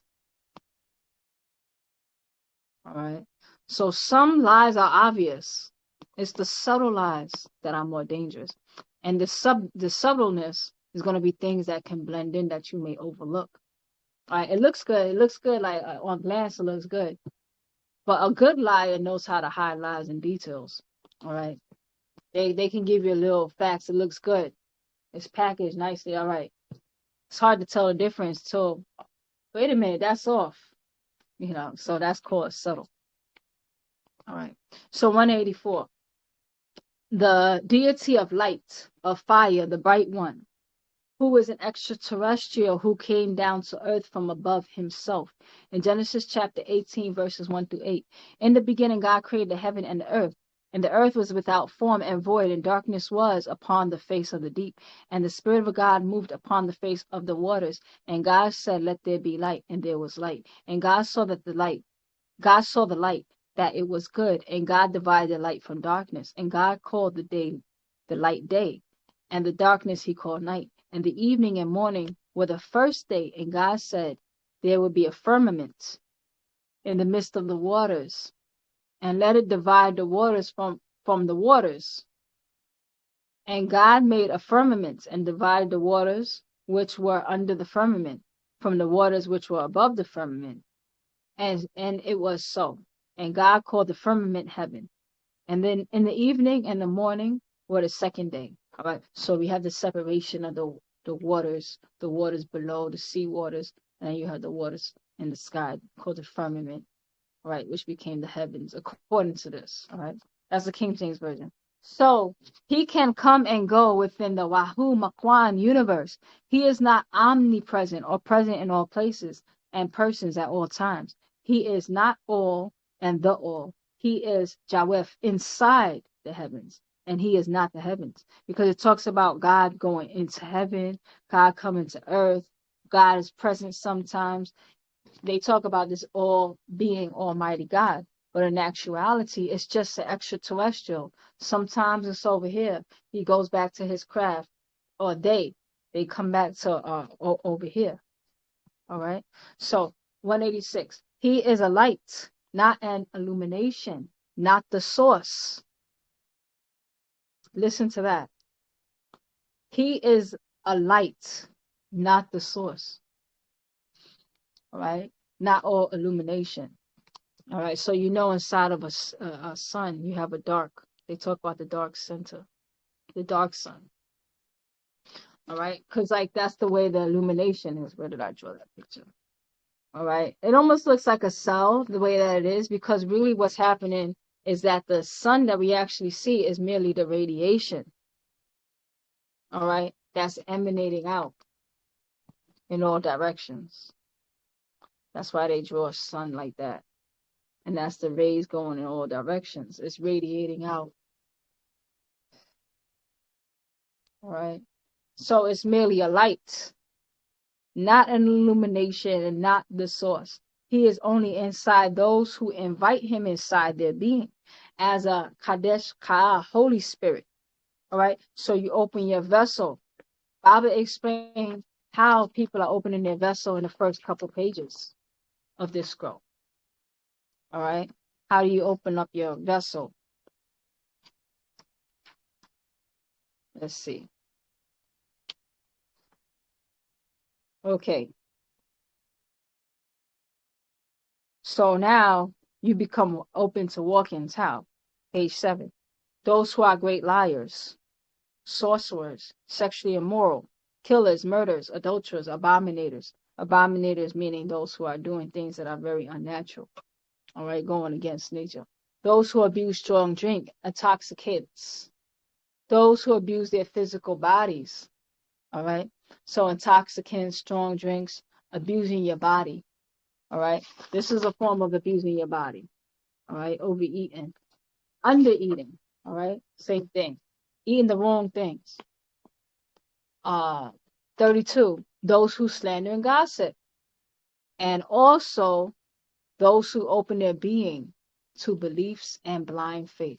So blind faith is another way of opening yourself up, because you invite them in. All right. So this person comes, disrupts your world, and you invite that spirit force inside you. All right. Now it's permeating between both of y'all. Y'all are both under the same psychosis. They have a term called shared psychosis. All right. So if you find that you're easily swayed by things, you might need to build yourself up. There's some healing that needs to be done. That anybody come in and confuse you. All right. Or change your view that fast, that easy. All right. This person they just a little bit more charismatic. This one's a little bit more aggressive. You just go. All right. You just get walk-ins, and any entity can just use you. All right. Slander, gossip, all that. Eating the wrong stuff. All right. So let's read this. He is a light, not an illumination, not the source. He is only inside those who invite him inside their being as a Kadesh Ka'ah, a Holy Spirit. Acts chapter 2, verses 1 through 4. Again, by what means? Fire. So he comes down from the sky. So it says right in their Quran in chapter 43, verses 84, which reads, and he is Allahun, or Allah, source in the skies, and an Allahun, Allah, all right, source in the planet Ki, and he is not we. He is Hakim, you, the wise, and Al allume the knowing. And then also in Acts chapter 2, verses 1 through 4 reads, and when the day of Pentecost was fully come, they were all with one accord in one place. And suddenly there came a sound from heaven, as a rushing mighty wind, and it filled all the house where they were sitting. And there appeared unto them cloven tongues, like as of fire, and it sat upon each of them. And they were filled with the Holy Ghost, and began to speak with other tongues, as the Spirit gave them utterance. All right. So it talks about those specters entering their being. And those specters are little orbs, as Bob explained, little orbs of energy. All right.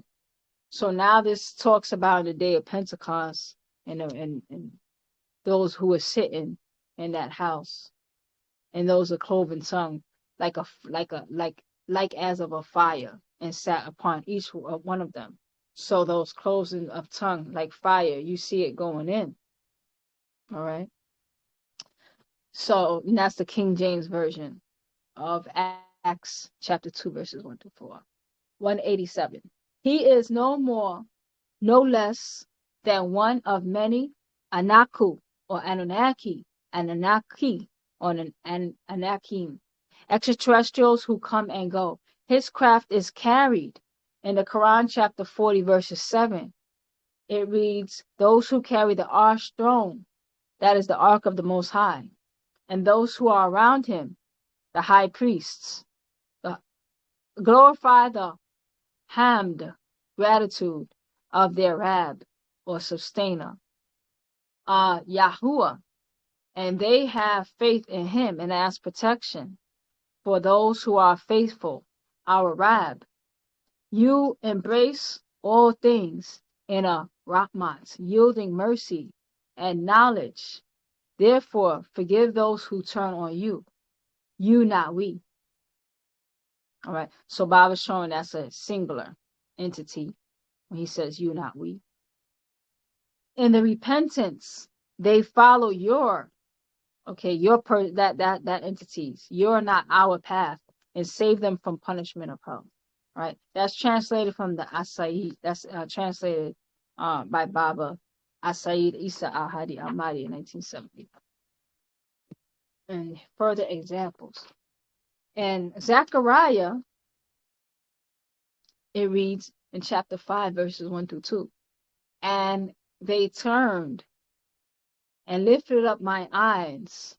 Oh, then I turned and lifted up my eyes and looked, and behold, a flying roll. And he said unto me, what seest thou? And I answered, I see a flying roll, and length thereof is 20 cubits, and the breadth thereof 10 cubits. So he sees something that he explains as a rolling log in the sky. That's what he sees. And the measurements is 20 by 10. All right, cubits, 20 by 10 cubits. And here's a cylinder-shaped craft. All right, for example. In Exodus chapter 13, verses 12 through 22, and the Lord went before them by day pillar of cloud to lead them the way, and by night in a pillar of fire, and give them light. Go by day and night. He took not away the pillar of the cloud by day, nor the pillar of fire by night from before the people. All right. That's in Exodus chapter 13, verses 21 through 22. All right. So these people who are dealing with extraterrestrials, and it's being explained what these people are experiencing, they're giving a light that's being hidden behind a cloud. And the cloud and the pillar follows them wherever they go so they can have light. That's the way they explain it. But in actuality, now that we know, clouds can be generated. All right. And the craft can be hidden behind the cloud. All right. So more than likely that was a craft. And they will hide behind the cloud for the purpose of what? Control. because a lot of these extraterrestrials, Bobby explained, these Sumerian extraterrestrials, many of them that we have been following ourselves, all right, have been nothing, and we refer to them as Allah and God.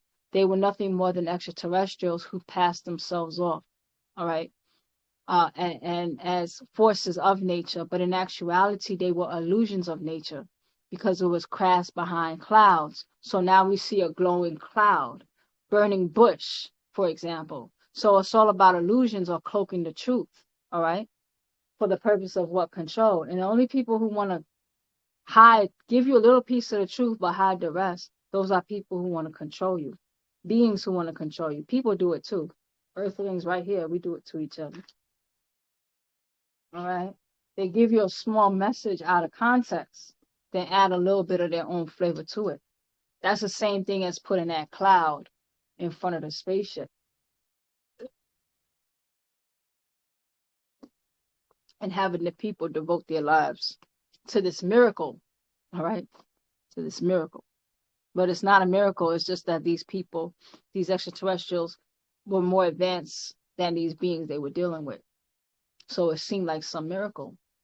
Just like it would be so crazy if you're walking, let's say 50 years ago, all right, even possibly 30, but let's just say 50 years ago, you're walking around and I don't know, you can like see the internet from your watch, or you could talk into your watch. That used to be on that used to be in sci-fi movies, but you see a lot of things in sci-fi movies is everyday life now, you know, and it only looks like magic because you don't have all the knowledge about it. Once you get all the knowledge about it, it's not that deep, right? So it's the same thing why I read the scrolls, because people they like to do their cloud and fire trick to newcomers, so that these new they do that, you know, and or people who haven't come across this yet, so they can empower themselves to exploit the people financially, sexually, or however, just for power, accolades. Look at me, I'm more important. That's why Bob says it's nice to be important, but it's more important to just be nice. And a lot of times when you're talking about certain things, a person could really get in a trance, and then you could say, oh, actually, this is where I got it from.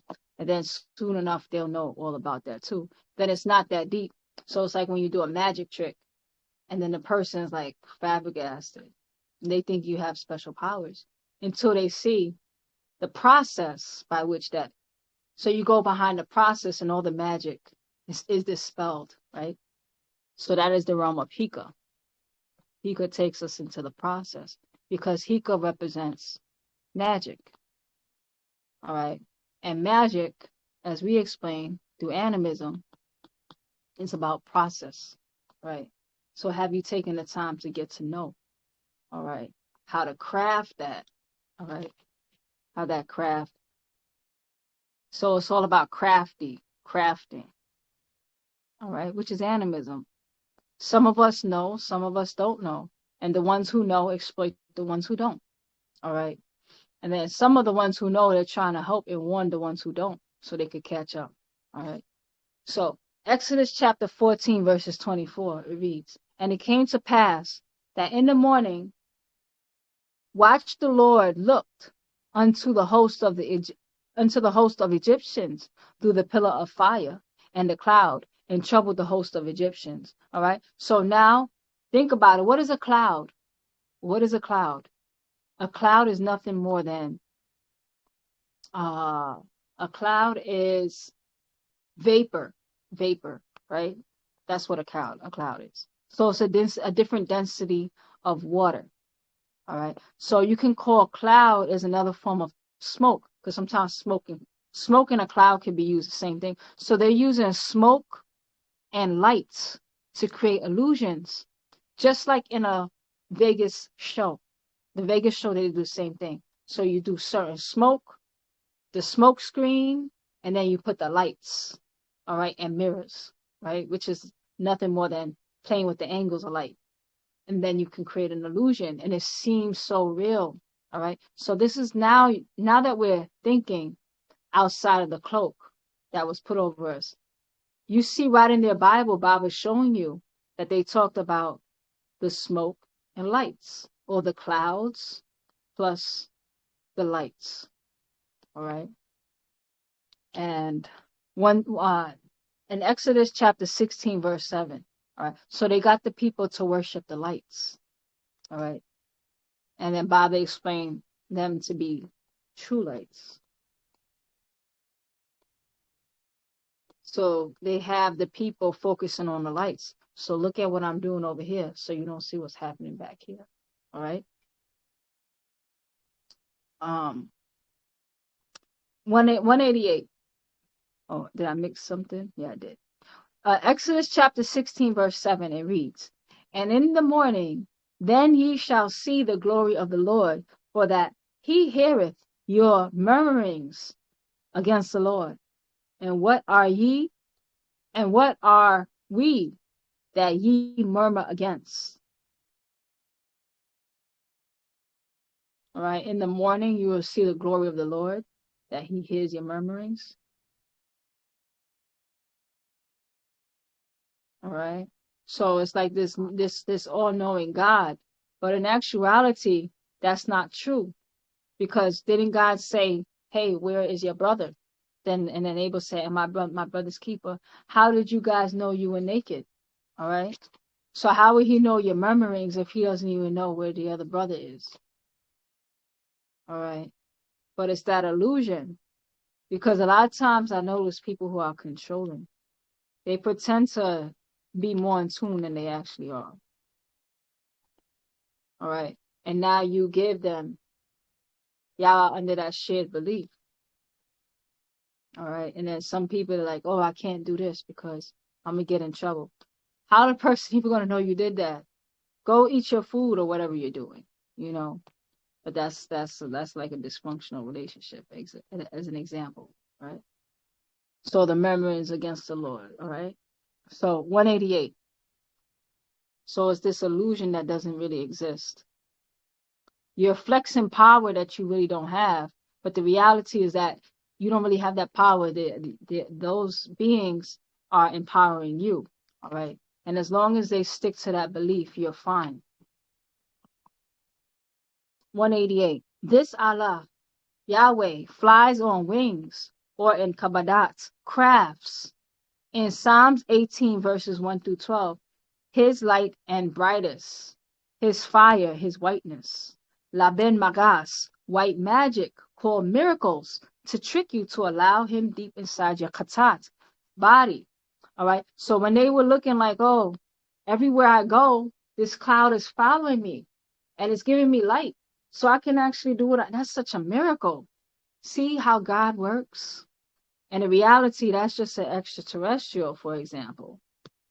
All right. Playing with white magic. White magic is the trick of light. All right.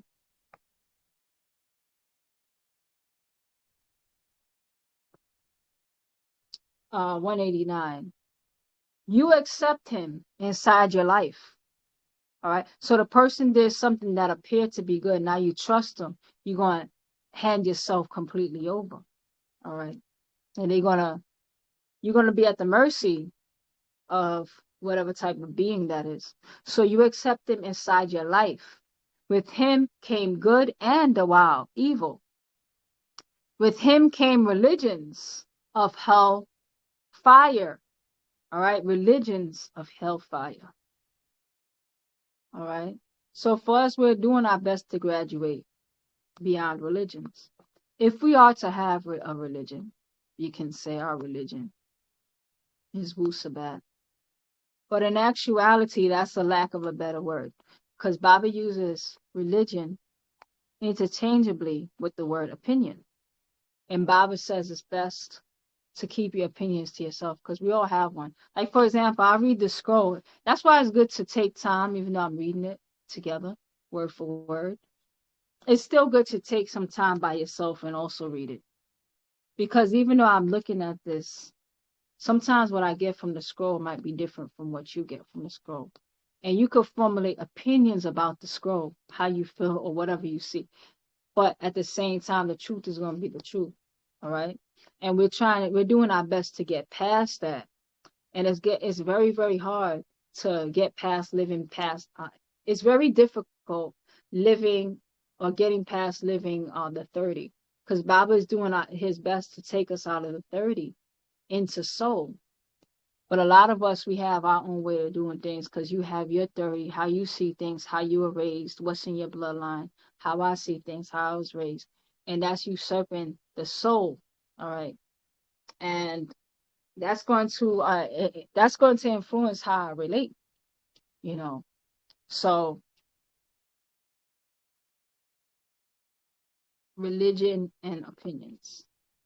But if you were to have an opinion, it's best to have your own. So we have our own religion. All right.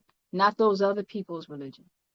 We have our own way as a people, how we relate to nature, our own relationship. All right. As a people. Our own unique angle of existence. And it's not Caucasoid. It's not Hindu.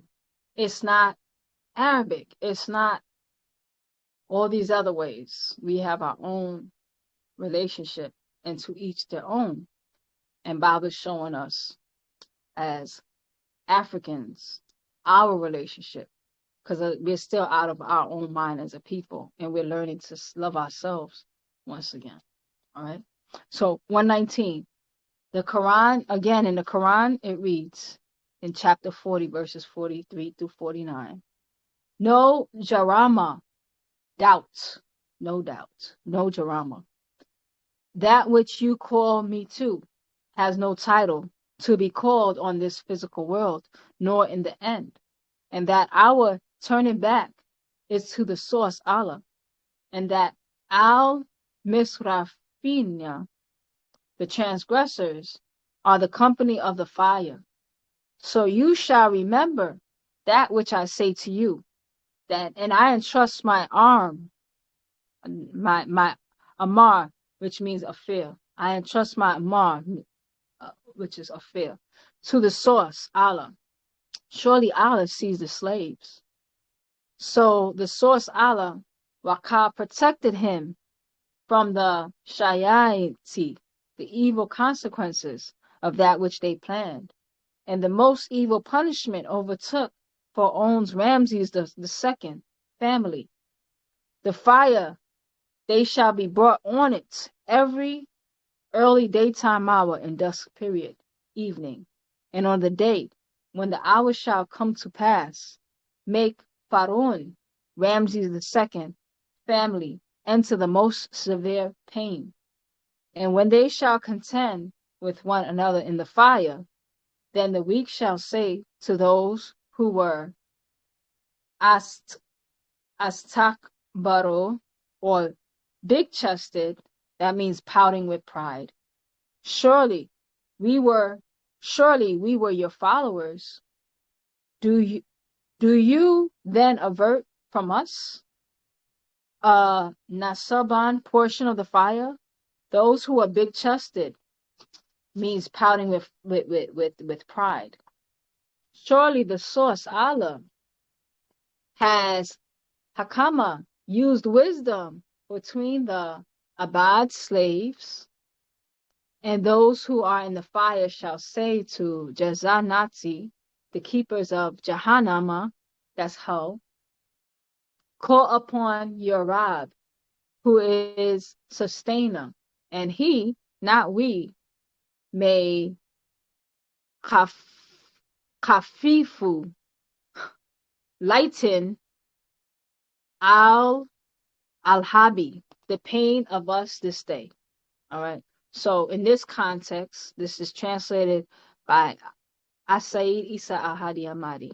In this context, the sustainer is depicted as singular. So it's a he is depicted as in a male form as a he and not as a we.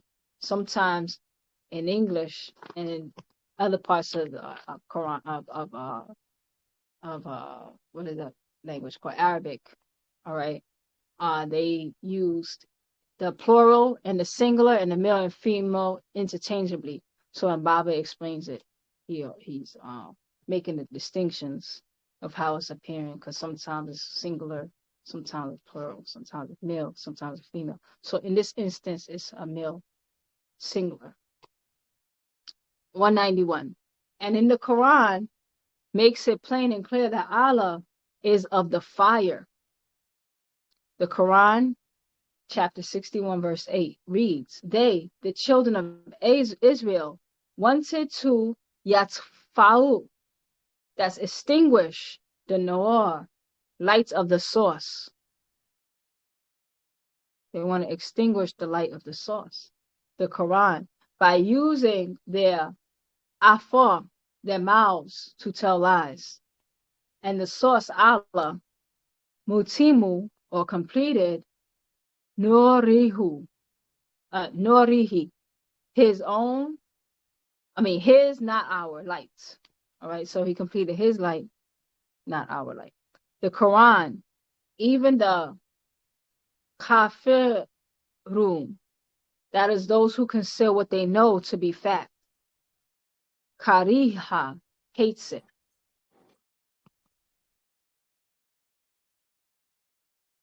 All right. I saw somebody, did they have something they wanted to say? I thought I saw the Swin saying, Rahubat. All right. Anybody who has anything they like to say, ask, feel free to unmute. All right.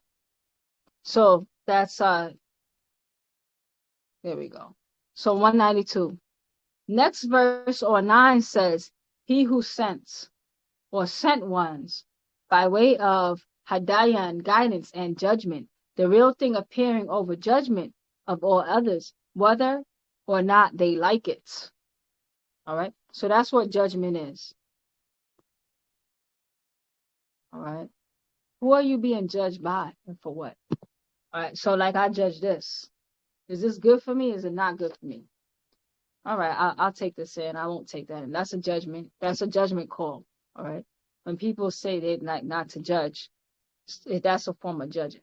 So you should be a good judge, but you have to first judge yourself, And then these other beings, though, they're coming down to see if they like it or not. Like it for what? What do they judge it according to what? What are we making these judgments based on? All right. So that's one thing to ask your question. All right. So 193, the one who have partners, 194, they know. So they mistranslate what they claim cannot be translated, the Quran, and won't go to the Hebrews to ask what does it mean. All right. They don't go and ask what does that mean. All right. Or based on what? Again, Baba said we didn't ask the right questions at one time. We're starting to ask good questions now. And now you're going to come across beings who don't want to be questioned. Sometimes. All right.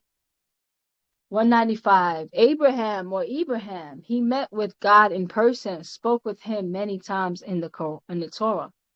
So he knew the meanings of words. Yet, Arabic speaking Muslims will never seek the truth. All right. So the reality is, Baba's saying that people who speak Arabic, they're still limited, because if they don't go into the Hebrew, they'll still never know the truth, because they won't seek it. Because if that's what you're basing yourself on, then you can't stop at Arabic. All right. So they pass on their mistakes to my own people who believe in them and what they teach, false teachings, and open up their Bahu souls to a god of Narar, fire, called Nawar, lights, and his incarnated Laben Salal, white race, whose sub-races follow and accept, such as the Arabs do. All right, so now Baba explained exactly in detail how that happens. So the Arabs are already confused as a mingled seed with a mingled origin, all right? And they don't even take time to sort their own story out. Then they come to you and pass their confusion to you. All right. And now that's what now you both are under that same spirit force. You're under the same jurisdiction. 198. I will be disliked and hated because I incarnated with Pa Hakaktal Hakakats, the actual facts, to set the record straight with Wunuwa. 198. To state and ask, to show and prove that our people have been lied to. All right? Get to know how something works. All right? I like this crystal. It's a nice sustaining crystal. Why do I like it? How is it put together? What's the science behind it? Where did it grow from? How did they get into the shape? That's an example. State and ask, show and prove. Some people, they just want to accept this, and you start asking questions, and then they start to treat you like you're a demon. All right? But what is Wu Nawab here for? How is Baba? How did he incarnate? All right? He stood to be questioned. And guess what? He was confirmed every time. So somebody who's telling the truth tends to like being questioned. I just want you to ask more about it. I'll show you. Nobody seems to care. They just think, oh, I believe you. You know, so 199. They may sound like Sadak, truth, yet it is not. What did it say? What did Baba just say? They may sound like it is Sadak, truth, yet it is not. They are being fed Khadabat's lies by misinformed, unknowing leaders. 201.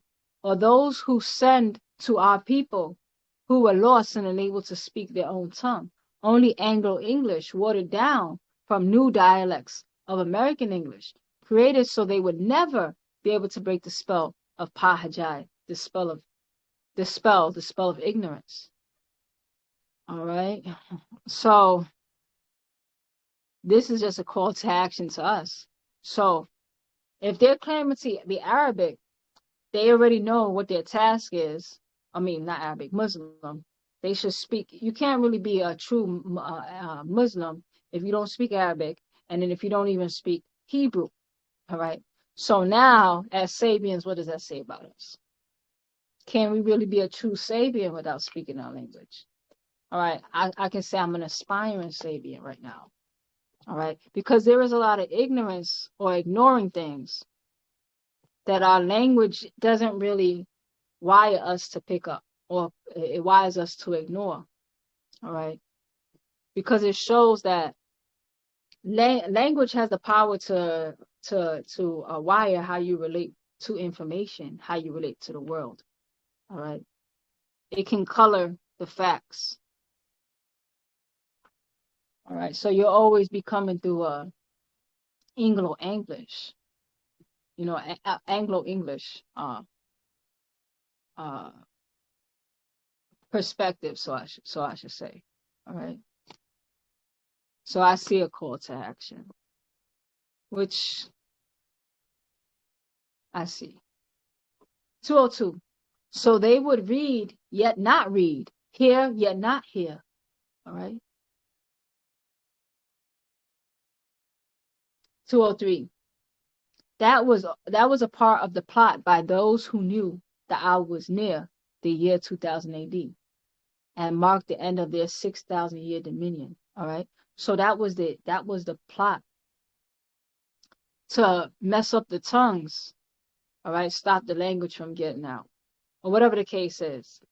All right. Have people speak in a certain way, listen to certain frequencies, because it's like, oh no, these people are about to uncover this lie. So now we have to have a concentrated effort to keep this lie buried. And we'll keep it buried by keeping the people trapped in a certain language. All right. So now Baba has come to help liberate us. Now we see, okay, true liberation is going to happen through the language too. Right. And that's probably why we're arguing so much. in the trial. I don't really understand why we argue. Some people want to argue, but it could be just that we speak English, you know. So we got Anglo spirit forces that's sitting inside of our bodies right now because of that, you know. Something to consider. 204. They knew I would come. They looked high and low for my coming. 205. The messenger, the Honorable Elijah Muhammad, told all of the best Mudaru teachers to look for the Nabab Mudad, the master teacher, in the year 1970. He will be teaching the truth. All right. So Elijah Muhammad, he did acknowledge that there's going to be someone coming even greater, and he called what he was holding baby knowledge. All right. There's going to be somebody coming as a successor to take things even further. Now, the difference between Baba and anybody else, nobody else is Baba's successor, because at this point, there's nothing anybody's going to say without just repeating what Baba said. They're not bringing anything new without corrupting it. All right. And they're not going to take you anywhere. Now, Baba, he brought things new. All right. So it was new teachings. All right. There's nothing anybody, and I sit and I listen to some very good classes and all these different people, and a lot of things are very helpful, but honestly, there's nothing that anybody's saying that I can't find some shape or form when it comes to our teachings. All right. So, but it's still good, because truth is truth and it needs to spread, and we need, you know, people to, but you're not a successor, you're a helper. All right. Until you could come up with something that's outside these scrolls. And every time a person thinks they do, because there's this person, I'm not going to name their name, but they write books. And they claim, which I realized that they were lying, they claim that they don't read Baba's books and that they wrote the same thing. Like, oh my gosh, I said that. I had said that. I'm already tuned in. But even if they're tuning in and didn't read it, it's like it's already out there. So they're not saying anything new. All right. So that's not a successor. That could be either a helper or an infiltrator. All right. So you decide. 206. He said he is living right now, yet he is not amongst you here. Talking about Muhammad, Elijah Muhammad. Talking about that teacher to come. All right. 207. He will spread pamphlets. He will have a new Arabic. All right, so that's checked off, because even before we got to Nuwapic and say Mispatia, we did speak something called Nubic. All right, so a new Arabic. All right, so that's checked off. Pamphlets, that's checked off. All right, 208. He will have a book for the Quran and Bible have expired. All right. So Elijah Muhammad acknowledged that there will come a time where certain information will expire. And then I have another book. I think it's Zoom Fallen. All right. I had another book I was reading. It's some brand of, it's like a Buddhist type of brand set. I was reading that. And in that, it was saying that there would come a time where that information will expire as well. All right. Because things are set for a certain time that's appropriate to get a specific, it's specific for a time. The great thing about Wu Sabat and Nuwapu, it doesn't expire because it's based on facts. And the reality is the facts can change with the change of time, because we have something called the, what is it called?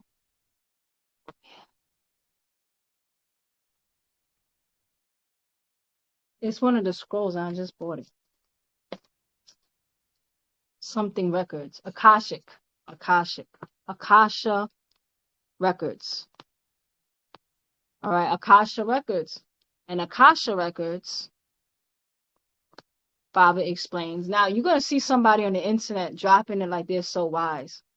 Because I saw people doing that. They'll read Baba's book, so if they're too lazy to read, they'll just sit amongst people who are reading. But the Akashic records, Baba explained, it has to do with the conditions, because because when he switched the word the other way, conditions.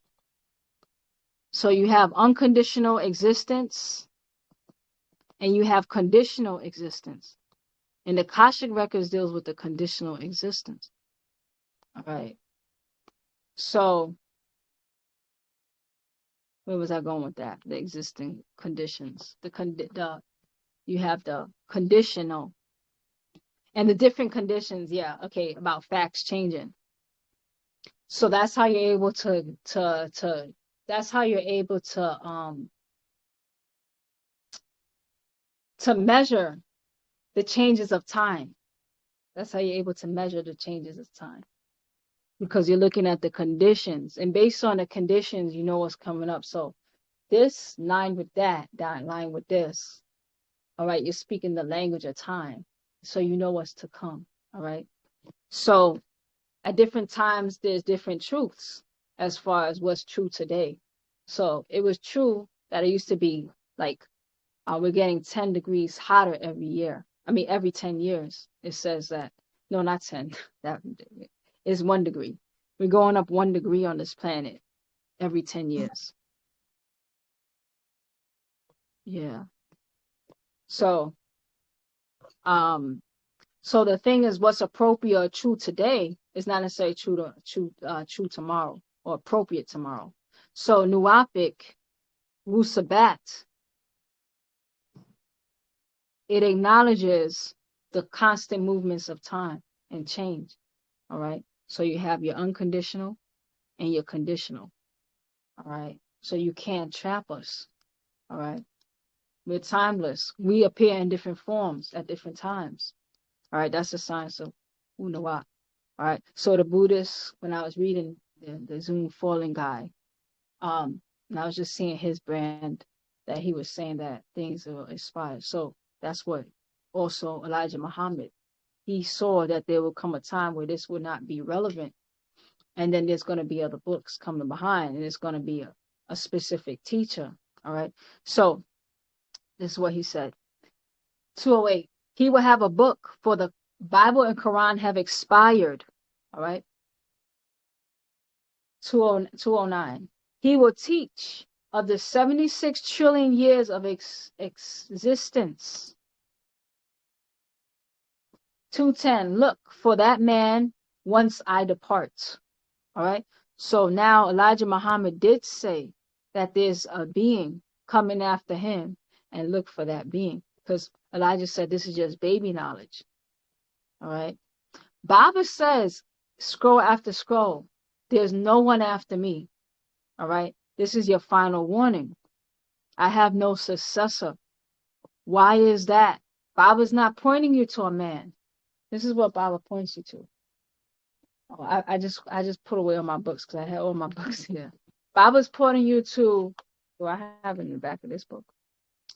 He's pointing you to Pawut. All right. And Pawut is all. He points you to all, so now you've tuned in. He's giving you the scroll of eyes. All right. So you're not at the mercy of what somebody else is going to do and where they're going to take you. All right. Work together and do what's reasonable. And you guys are all plugged in because it's the time to be charged up. Your genetics are being activated. Certain signals that was turned off at another time. And then certain information, and now you can comprehend, because at sometimes somebody's telling you something. Like there's certain scrolls that didn't mean anything to me when I first read it. It was just words on paper. I was like, it blew my mind. And I short circuit, and I'm like, this is just a bunch of words on paper. Because it was like certain blocks, so I had to do neuroscience. All right, for you to be able to. Sometimes it's just too, so you have to sometimes see it again, because your mind can't make sense of it, and then you see it again. All right, and then now you can start taking that in, all right, and comprehending. And that's what's happened to us as a people. All right. So a lot of these things a couple of decades ago would have just gone right over people's heads. We've been programmed, all right, The genetics are opening back up, all right, or reprogrammed to be able to handle this information. And there's more to come, all right, because the real secrets are not really in the books. That's what Bible said. All right, so 2:11. And when he departed, they did not look for myself. All right, so when Elijah Muhammad departed, they didn't look for Baabaa. All right, 2:12. They followed those who sat there that day, each hoping he meant them. Interesting. Same thing is happening here. I had somebody give me a really nasty message about how they're going to get Baaba's spirit and be the next great thing, hoping that. And it's like, all right, that's cool. We'll see. We're not going to argue. But the reality is, if we're reading the scrolls, we know what does that mean. Because the reality is that it's not limited to one person. And hopefully we get the same oversoul. That's why when we say, Apta pa taruk la ye rawuk em yanun. Apta pa babab la yehu. Open the way to the soul of Yanun. Open the door towards him. And when you read Man from Planet Risk, when Baba was nervous and Yanun stood before him, and then he was like, you're teaching me so much. How am I going to remember all this? And then Yanun said to Baba, he said, relax and open your chest and let me sit in there. So he got incarnated. Then he got fully occupied by the age of 40. All right. So the reality is, when you have that same soul in the people, the reality is that we should all have that same spirit. The same way that we had that extraterrestrial spirit permeating in our people. All right. So people are sitting there thinking, hoping that I'm the one. And I'm like, you're not reading the scrolls. All right. And then, but that's not your problem. All right. So keep working on yourself. So 2:13, each wanting to be a leader, knowing they did not know any more than what he taught. Nothing to renew our lost yet now found nation. All right. I'm not your leader. I'm not Paul. I'm not anything. All right. I'm your sister who's reading these scrolls along with you. And I'm hoping you're reading it too. All right. Because I'm not saying anything new. I'm saying things that are helpful and showing you where the tools are. All right. That anybody else, they're not showing you anything new. All right. It doesn't mean that you can't accept hope from each other. All right. But that's called being a helper. They're not your leader. All right. Baba's trying to awaken your genes so you can be activated. And we all are activated. And we all play our part. And now you can't just come for us and take us out like that. Because we're all charged in. And that's why we talk about that oversoul. We're all plugged in. And Baba talks about the mental reservoir that we all pull from. Because that's what Baba pulls from. And he's showing us how to get there. All right. But you have to open your senses. You have to get sound right reasoning once again. A lot of us aren't reasonable. All right. But we're learning. We're learning. Some of us. All right. So 2:14. The United Nuwapian Nation, the lost tribe of Yamasi Aborigine people of this Kawak planet, the Nubians. All right. So the Yamasi is a branch of the Washita. And the Washita, they claim their lineage via Africa. The Washita Nation, for example, they're the oldest indigenous tribe in Native America, in the Americas. All right. And they were able to prove that they were the oldest here. And the Yamasi is a branch of the Washita. And the Washita, they do not deny Africa, not at all. All right. Not if you look at Empress Medici, she takes you right back to Africa. All right, because they get their roots in Africa, as the Nubians who walked over. So she says that where the Washitas, they proved They proved their existence as the oldest Native Americans in us on record since 1992 of January. Then Baabaa came behind as a branch of the Washitaws as the Yamasee in June of 1992. Okay, so it's all on record now. All right, so the Nuapian Nation, the lost tribe of the Yamasee, Aboriginally people of the Kawak planets, Nubans, 125. So it's a journey back home. I am here. I give you that which will shafe or shafoy, heal you inside out and outside in. If only you will put out the lights of fire of the Zoroaster teachings of Abraham. All right. So I give you all that you have to heal you. If only you will put out that light and fire of the Zoroaster teachings of Abraham, who became Abram, who became Abraham, who became Ibrahim, and made a deal or covenant with Pagadad Shalil Nawar, Wu Nawar, the god of night and fire. All right. So he can't do much with us till we're willing to let that other fire go. Stop feeding the forces. Let it burn out. All right. And it's like, I don't have one message from not one sister in my private inbox offering to buy me any garbs or telling me about how to dress. All right. For example. And it's based on, I have people telling me to cover my hair. Why? I'm reading the scrolls from Baabaa. How about come and help me read the scrolls from Baabaa? All right. So what I'm saying is this. Baabaa has come with the healing. But can you give back the Abrahism? Can you give back those other stuff? You got to give it all back. No, I'm not ready to give it back. I want to put you back in your place. All right. You can't do that to people. I'm a reasonable type of person. I'm not an animal being, so to speak. Meaning that you have to explain. You can't fear me into things. All right. You can't just take something away. You explain it away. All right.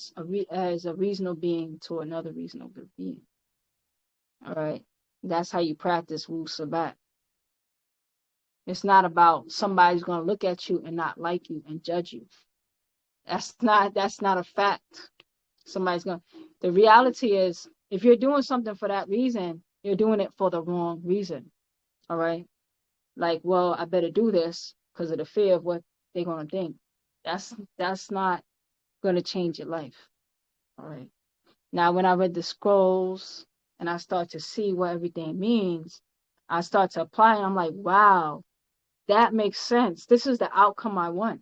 I didn't know about that or this. This is the impact the impact. You can endure a lot longer when you have facts and explanations. You can't endure with blind faith alone. As it says in the first reason of being a Nuwapian, not them. 1, the inevitability of facts. Everyone seeks facts, truths, and confirmation. No one can really endure on blind faith or hopes. All right. So if you want longevity and if you really want to really embody something, faith is going to burn out in time. But what's going to get you further is having the facts. All right. Because now you're going to make a decision. You'll be making a more decision of what the outcome you want based on the facts you have. All right. So now you become more of a master of your destiny. All right. And there's some people that they don't want that for you. All right. 216. Now, what decision you make, that's on you. All right. You could be a master of your destiny and destroy yourself. That's your choice. You could be a master of your destiny and say, this is the outcome I want. So I'm going to take the responsibility to create the conditions that'll get me from point A to point B. That's sound right reasoning. All right. Let's see where we're going to stop today. So this is a good scroll. Probably one of my favorite. And it's so timely. All right. 216. Who offers jasad, flesh, and damam, blood, animals. Hamanu, to the sons of God by many names and attributes. All right. No matter what you call it, you're doing the same thing. All right. Led by what they call the King of Kings or ruler of kinsmen, the Lord of Lords, master of those who master others. Master of those who master others. The reality, Baaba's trying to raise us up back into our state of divinity. So you're not looking for a master who masters others. You become the masters. And that is one of the highest callings that you can strive for, to become a muntar. That is one who embodies as a natar, living flesh natar. Baaba is our muntar, all right? And we have nataru for multiple, all right? So the reality is we're going to see who becomes a muntar, all right? Not by you looking for some other being to come, all right? And the reality is that you want to have an authentic, all right, truthful, fact-filled, confirmed journey, all right, and really healing and rounding yourself off into the perfect circle, all right? And then no one can ever play a game with you ever again. You're not going to be vulnerable anymore, all right? It doesn't mean that you don't follow the rules of nature, though. You still respect the rules of nature for the outcome that you want and where you belong in the bigger picture. 218. These are their end times, recorded in their book, Apocalypsis, called Revelation, which speaks to their judgment and torment in the new Babel of Saddam Falls, as the new Babel and Saddam Falls. All right. So what's happening in California, that's not your business in actuality. Bible said, mind your business. In actuality, get yourself out the way. All right. What's happening with all these viruses, it's really not supposed to be your business, but unfortunately we all intermingled, all right, with them. And we got to clean ourselves up in time. And I understand that we have a lot of Adamite genetics in us, you know, a lot of traumas. And we have to burn it out, because we're not going somewhere else until we have to raise our psychic self-defense, raise our vibration, move ourselves off a certain radar. So if we go in this Adamite state of thinking and being and behavior, we're just going to go and make wherever we go sick, just like the Adamites, because we just become like a cancer. You know, we have to clear that from ourselves. So it's just time to clean yourself up. And all these other people, they worrying about what you're doing. All right. As far as I know, none of us made the 2023 pickup, including myself. That means I got a lot of work to do on myself. And perhaps so do you. You know, this person, they don't chant. They don't wear the right clothes. They're not eating the right things. I saw this person eating a burger. That's not my business. My business is, am I going to make it before that high sun? You know, Baba says somebody fall behind you, you got to keep going. In other words, it's not your business. Their genetics may have took them as far as it goes. Or maybe they're just not working on themselves. Is that going to stop you from working on yourself? That's for you to decide. All right. So 219. Now the sixth angel of the 6,000 year came in the year 2000 AD. Revelations 9, chapter 13 through 14 says, and the sixth angel sounded, and I heard from 4 horns of the golden altar, which is before God, saying to the sixth angel, which had a trumpet, loose the 4 angels which are bound by the great river Euphrates. All right. So if anybody kept up, some of the updates may not necessarily be in scrolls, but you can figure it out. If you read the scrolls, you'll still be current with updates, even if you haven't heard them. But in an update, Baba had talked about Trump actually being a trumpet. Sound that final trumpet, where all the illusions come out. All right. Everybody masks really come off. I mean, it's been happening slowly, but We'll see everything for what it is. And hopefully when you look in the mirror, you like what you see about yourself. So worry about getting your story straight so you can have that eternal peace. All right. And what everybody else is doing. All right. 220, the sign of the ends of the sixth angel or message. All right. Angel or message or degree. All right. And the 6,000 year would mean the trumpet of Raphael. The Raphim blows and lets loose the four messengers who are bound in the great river of Euphrates, Mesopotamia people. Those four are Iraq, Samaria, and Samaria, it's all that region of Iran, Iraq, Pakistan, Afghanistan. The four Islamic lands will be at war with the New Babel and Sodom, America, Amoritica, land of Amorites, of Canaan. All right. So now, because that update came up a long time ago, this scroll came out later. So now you know what he meant by those when Trump blows that horn. It's lining up in his second presidency. So now that's what Baabaa has said. So now what's going on? They're threatening. First off, there's wars going on. Mesopotamia is Iraq, Iran, Pakistan, Afghanistan. All right. And all these big threats about what people are going to do. Well, who were those drones? Were they extraterrestrial? Were they alien? Or were they other countries? All right, spying or whatever they were doing. We're in those times. All right. And that's what Trump is initially promising in his campaign. He's promising a war in actuality when you really listen. All right. In Genesis chapter 15, verses 13 through 16, it reads, and he said unto Abram, know of a surety that thy seed shall be a stranger in a land that is not theirs, and shall serve them, and they shall afflict them 400 years. And also that nation whom thou shalt serve, I will judge. And afterwards shall they come out with great substance.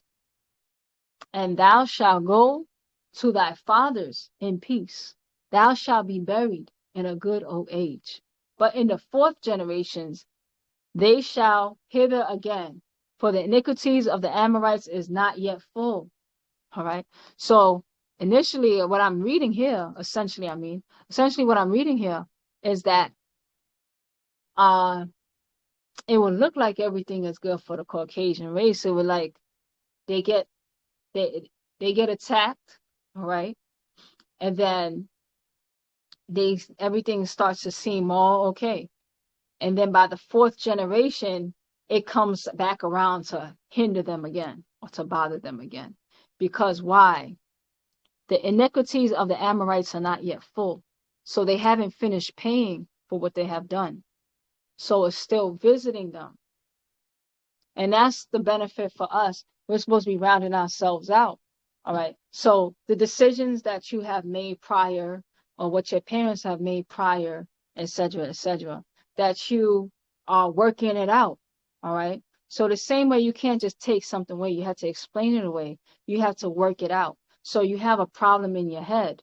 You can't just say, I'm just not going to think about it. I mean, that might work, but a lot of the times you have to sometimes work it out. All right, you work it out. So you balance it off. So that's what we're being called to do. So you working out certain things in your genetics, making better decisions. All right. Stop feeding those forces that got us here in the first place. All right. And a lot of things that we're picking up, all right, was passed on to us. But it is a privilege for you to be able to set your story straight. Because what did Baabaa say? All I came to do is set the whole record straight. And we're talking about genetic records as well. All right. And you get to heal your family line. All right. And you can balance that out. You know. Now the Caucasians, they have already been judged. And as a race, they're guilty. and the bridge of salvation. It says that. But for us as a people, we are still all mixed together, and we won't be judged until to the time of separation. All right. So the reality is, some of us are going to make it, and some of us are not going to make it. All right. But they have already been judged as a race. They're not making it, so they're being extinct. Some of us, if our healing only goes but so far, when that sun goes, if we can't keep up, if your genetics can't keep up with that sun, the moment it passes you, you've also faded. All right. So we should be healing ourselves and working out the animosities. You have to heal from the animosities that was placed in your genetics in time. All right. And don't pick up more. So now you could be at peace. All right. Something some beings will never know. All right. So Genesis chapter 10, verses 15 through 19. And Canaan begot Sidon, his firstborn, and Heath, and the Jebusites, and the Amorites, and the Girgashites, and the Hivites, and the Archites, and the Sinites, and the Arvadites, and the Zemarites, and the Hamathites. And afterwards were families to the Canaanites spread abroad. And the border of the Canaanites was Sidon. And thou comest to Gerar unto Gaza. And thou goest unto Sodom and Gomorrah, and Admah, and Zeboim, even unto Lasha. So think about this. Look at this. You hear all the spreading. The Canaanites spread abroad, right? Because we see the Canaanites are that sickly seed. They spread abroad, mixing their disease with all others. All right. That includes us. Some of us have the wrong blood type. All right. Some of us have whatever it is. You see our features change. That means our mentalities are changed. There's different things. All right. And we're working it out, untangling ourselves. Revelations chapter 18, verses 8. Chapter 11, verses 8. Revelations 11:8 reads, and their dead bodies shall lie in the street of the great city, which spiritually is called Sodom and Egypt, where also our Lord was crucified. All right, that's in King James Version. So 221, these Islamists are four people who had been prepared, kept ready for these wars of this very time, hour, day, month, year. Think about it. So these people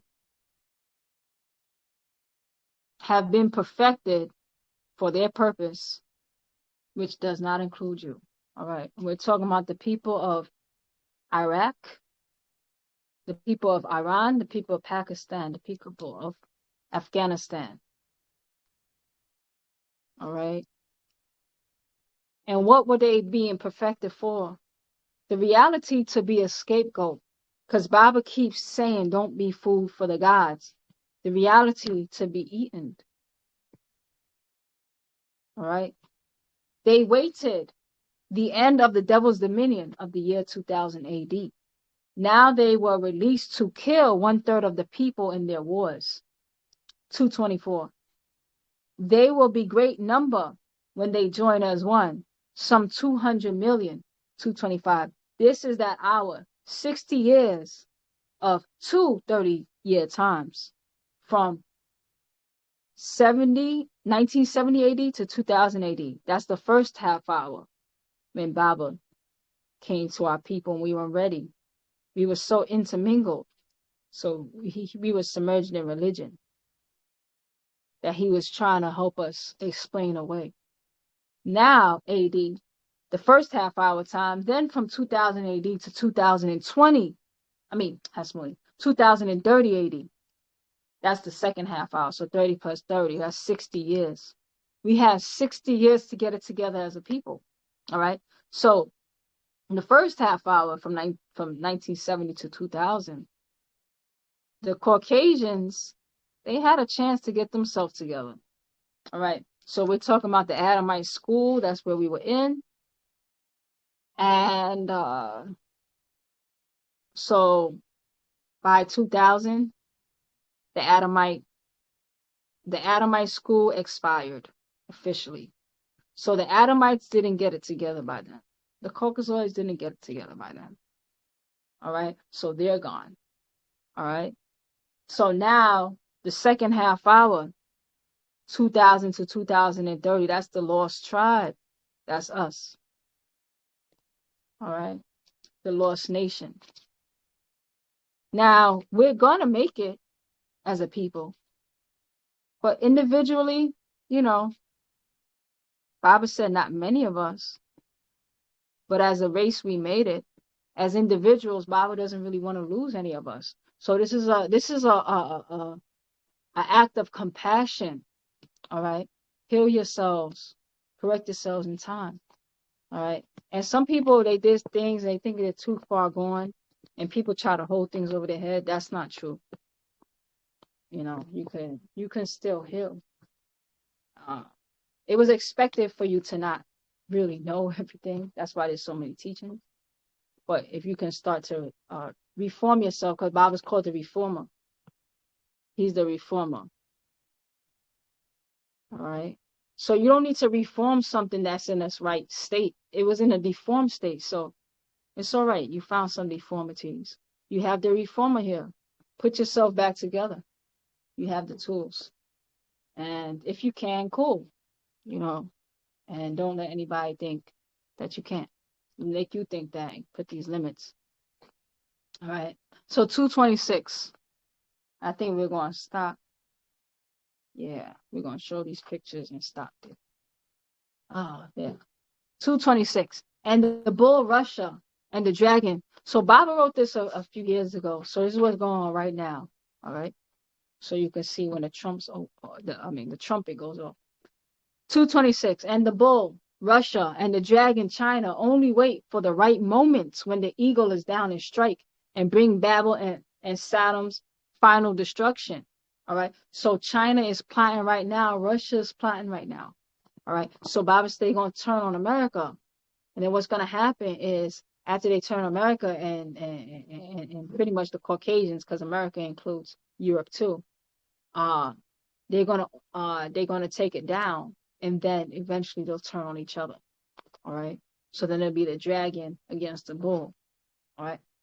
The African is not there. Get out their way, he said. It's not your story. All right. We should be building. This is our time to get ourselves together. All right. But we want to make platforms and humiliate each other. All right. How we dressed. I don't got time to worry about how about that. Let's just say, you know, when all this stuff is going on. All right. There's people not too far from where I am. I see them shooting up and all that. I don't walk outside with my gold bangles. These are gold bangles. I don't walk outside my gold bangles. All right. Not right now. But, you know, I walk out with other things. I'm just saying. Okay. So, 227. All those other nations and kingdoms and countries that live in the image of the devil in its lust and fornication and abomination only stand off and watch as New Babel and Saddam fall from world power and can no longer protect them. So they weep and cry in lamentation of the weak who receive the mark of the beast. All right. So now what does it say? It says that those who are living in the image of this beast that's going down, they do nothing but stand on the side and watch and cry. All right. So what does it say? The ones who are, you're too busy getting yourself together. You're not standing on the side watching and crying. You're healing yourself. All right. Because you're the one who is giving back the mark of the beast. All right. All these things that we partaked in, you know, the Beyonce concert and whatever else, the things that we enjoy, the nightclubs. Yes, I see somebody unmuted. And feel free. I do like that. I'm getting to read through this scroll real fast because it's a very engaging scroll. But feel free to just interject at any time because it's a long scroll. and we're going to wrap up in 5 minutes. All right. So you getting yourself together, you giving these things back. All right. The wines and stuff that we drank from, we giving it back. We're not standing on the side and crying. All right. So let's read that again. All those other nations and kingdoms and countries that live in the image of the devil in its lust and fornication abominations only stand off and watch as New Babel and Saddam fall from real power and can no longer protect them. So they weep and cry in lamentation of the weak who receive the mark of the beast. Right? So think of other countries that made deals, all right, with America. Other countries that made deals with America, they're going to have a hard time. All right. Because a lot of other countries made deals to where they're benefiting off of the evils of America. All right. So when everything strikes, they're going to stand up on the side crying because it's affecting them. 229. It all started with the atomic bomb of Revelation 9, the fifth message, the star bomb that had fallen from the sky to the earth. 230. This atomic bomb as a star from above the earth opened up, and great mushroom clouds of the abyss rose up when it opened, a smoke. It was like a smoke of a giant furnace. Even Pa Shamash, the sun, and much of Pa Patat, the sky was blocked by this smoke cloud and dust cloud from the deep Pa Taha, the earth. And many planes flew above it, warplanes and great eagle with smaller bombs that hit the earth and killed many.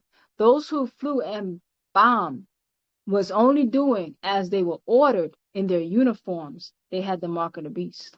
All right. So Baaba's explaining. That's why we have a culture that we're going to. We have to start empowering it, because at the end of the day, we're in other jobs and we have to do what's right by those jobs. Because why? We have the mark of the beast. All right. So if they say go kill and go do this and go that, we do it because that's what we're paid to do, right? 235. Those in Asia have suffered so much from the atomic bomb and other bombs. They wanted to die the physical death, yet the radiation was in their very genes to be born in their offspring to this very day. So Baaba's explaining that atomic bomb in Hiroshima, all right, it didn't just affect them. Baaba said it's still affecting them to this very day. And they haven't forgotten about it. And they still suffer today. All right, for what was done to them. All right. Because the radiation stayed in the genes and it affected the babies that were being born. All right. So that's something they still deal with till today. 236. So death eluded them. The people, and the thing is, it was so bad they wished they died, but they didn't. So death eluded them, and they lived a existence of suffering due to this bomb. All right. So death eluded them. The people of the dragon, not to be mistaken for the wicked dragons of Draco reptilian. All right. So the dragon represents the Mangalu, but he's saying don't mistake them for the Draco. The Draco star constellation, that's a different beings. And they're from the Draco reptilians. All right. Baaba explained them to be 9 foot tall. All right. That's different beings. So the great empires of the dragon, the yellow seed, wait for their day of revenge to come when the pale white eagle is weak, and it is now to strike for that atomic bomb. All right. So Asians, that's why Baaba says stop eating their food at one time. Because they didn't forget what happened to them. And they don't eat the food that they serve in their restaurants to other communities. He says stop eating their food. Because a lot of them are systematically poisoning. And it has nothing to do with us. But if we're in the middle of it, so be it. So stop being collateral damage for other people's wars. All right.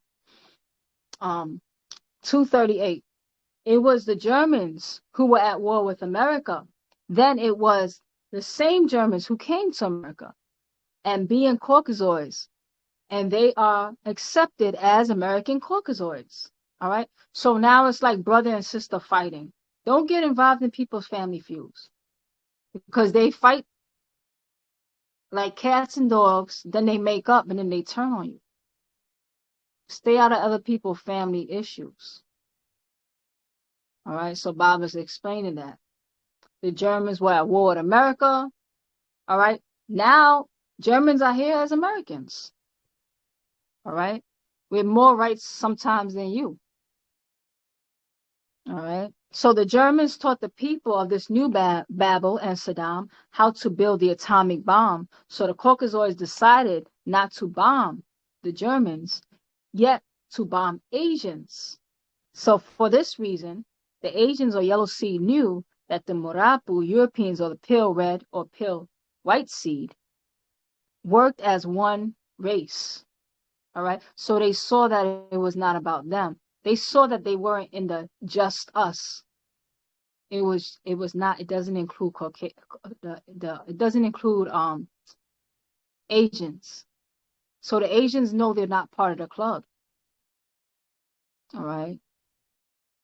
So that's why the Asians still kept their own stuff because they saw that and they noted that. So now for this, they now as a world power, China, plan their plan of revenge.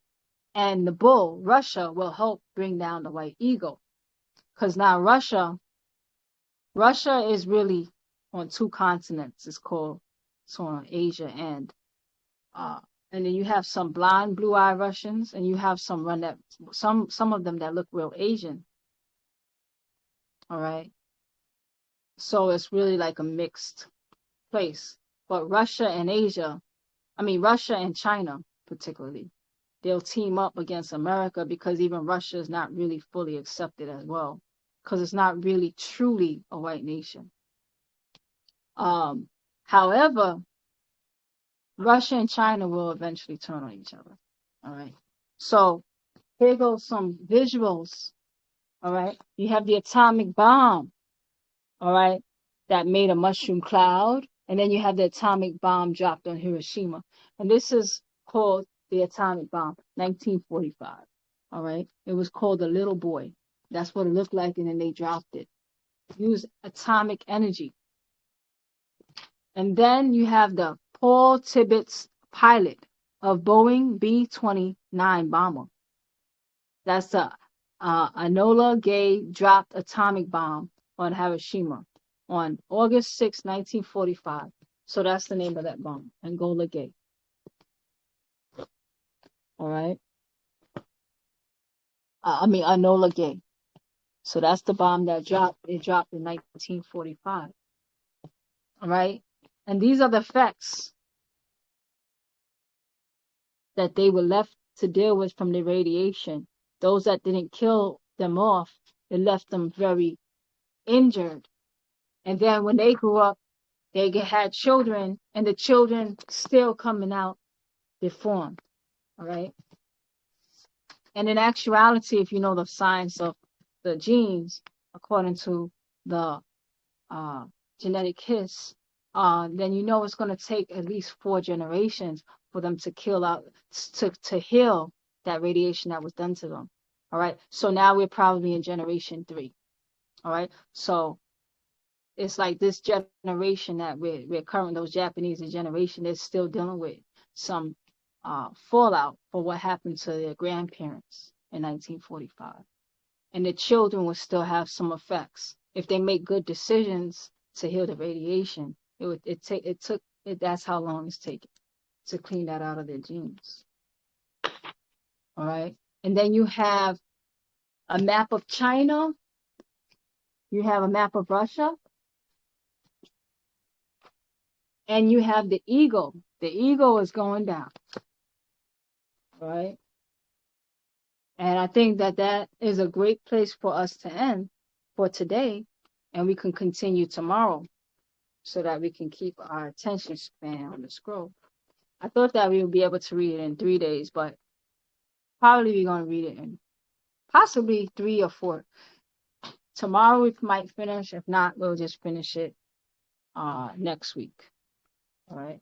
So anybody that has anything that they like to say about the scroll, what it makes them think about, a question they may have. I mean, your question might be answered tomorrow too, because we're gonna read again tomorrow. All right. Anybody has anything to say about the scroll?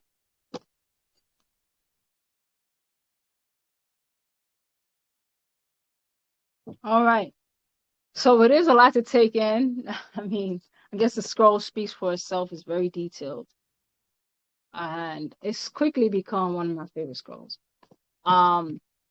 So if that's where we could wrap up, it's going to be recorded to review because it's a lot to take in, and the other video is also recorded to review again, and then we're going to continue tomorrow.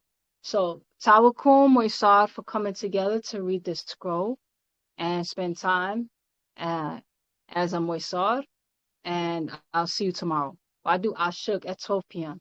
Eastern Standard Time. All right. Wadu Moisad, Wadu.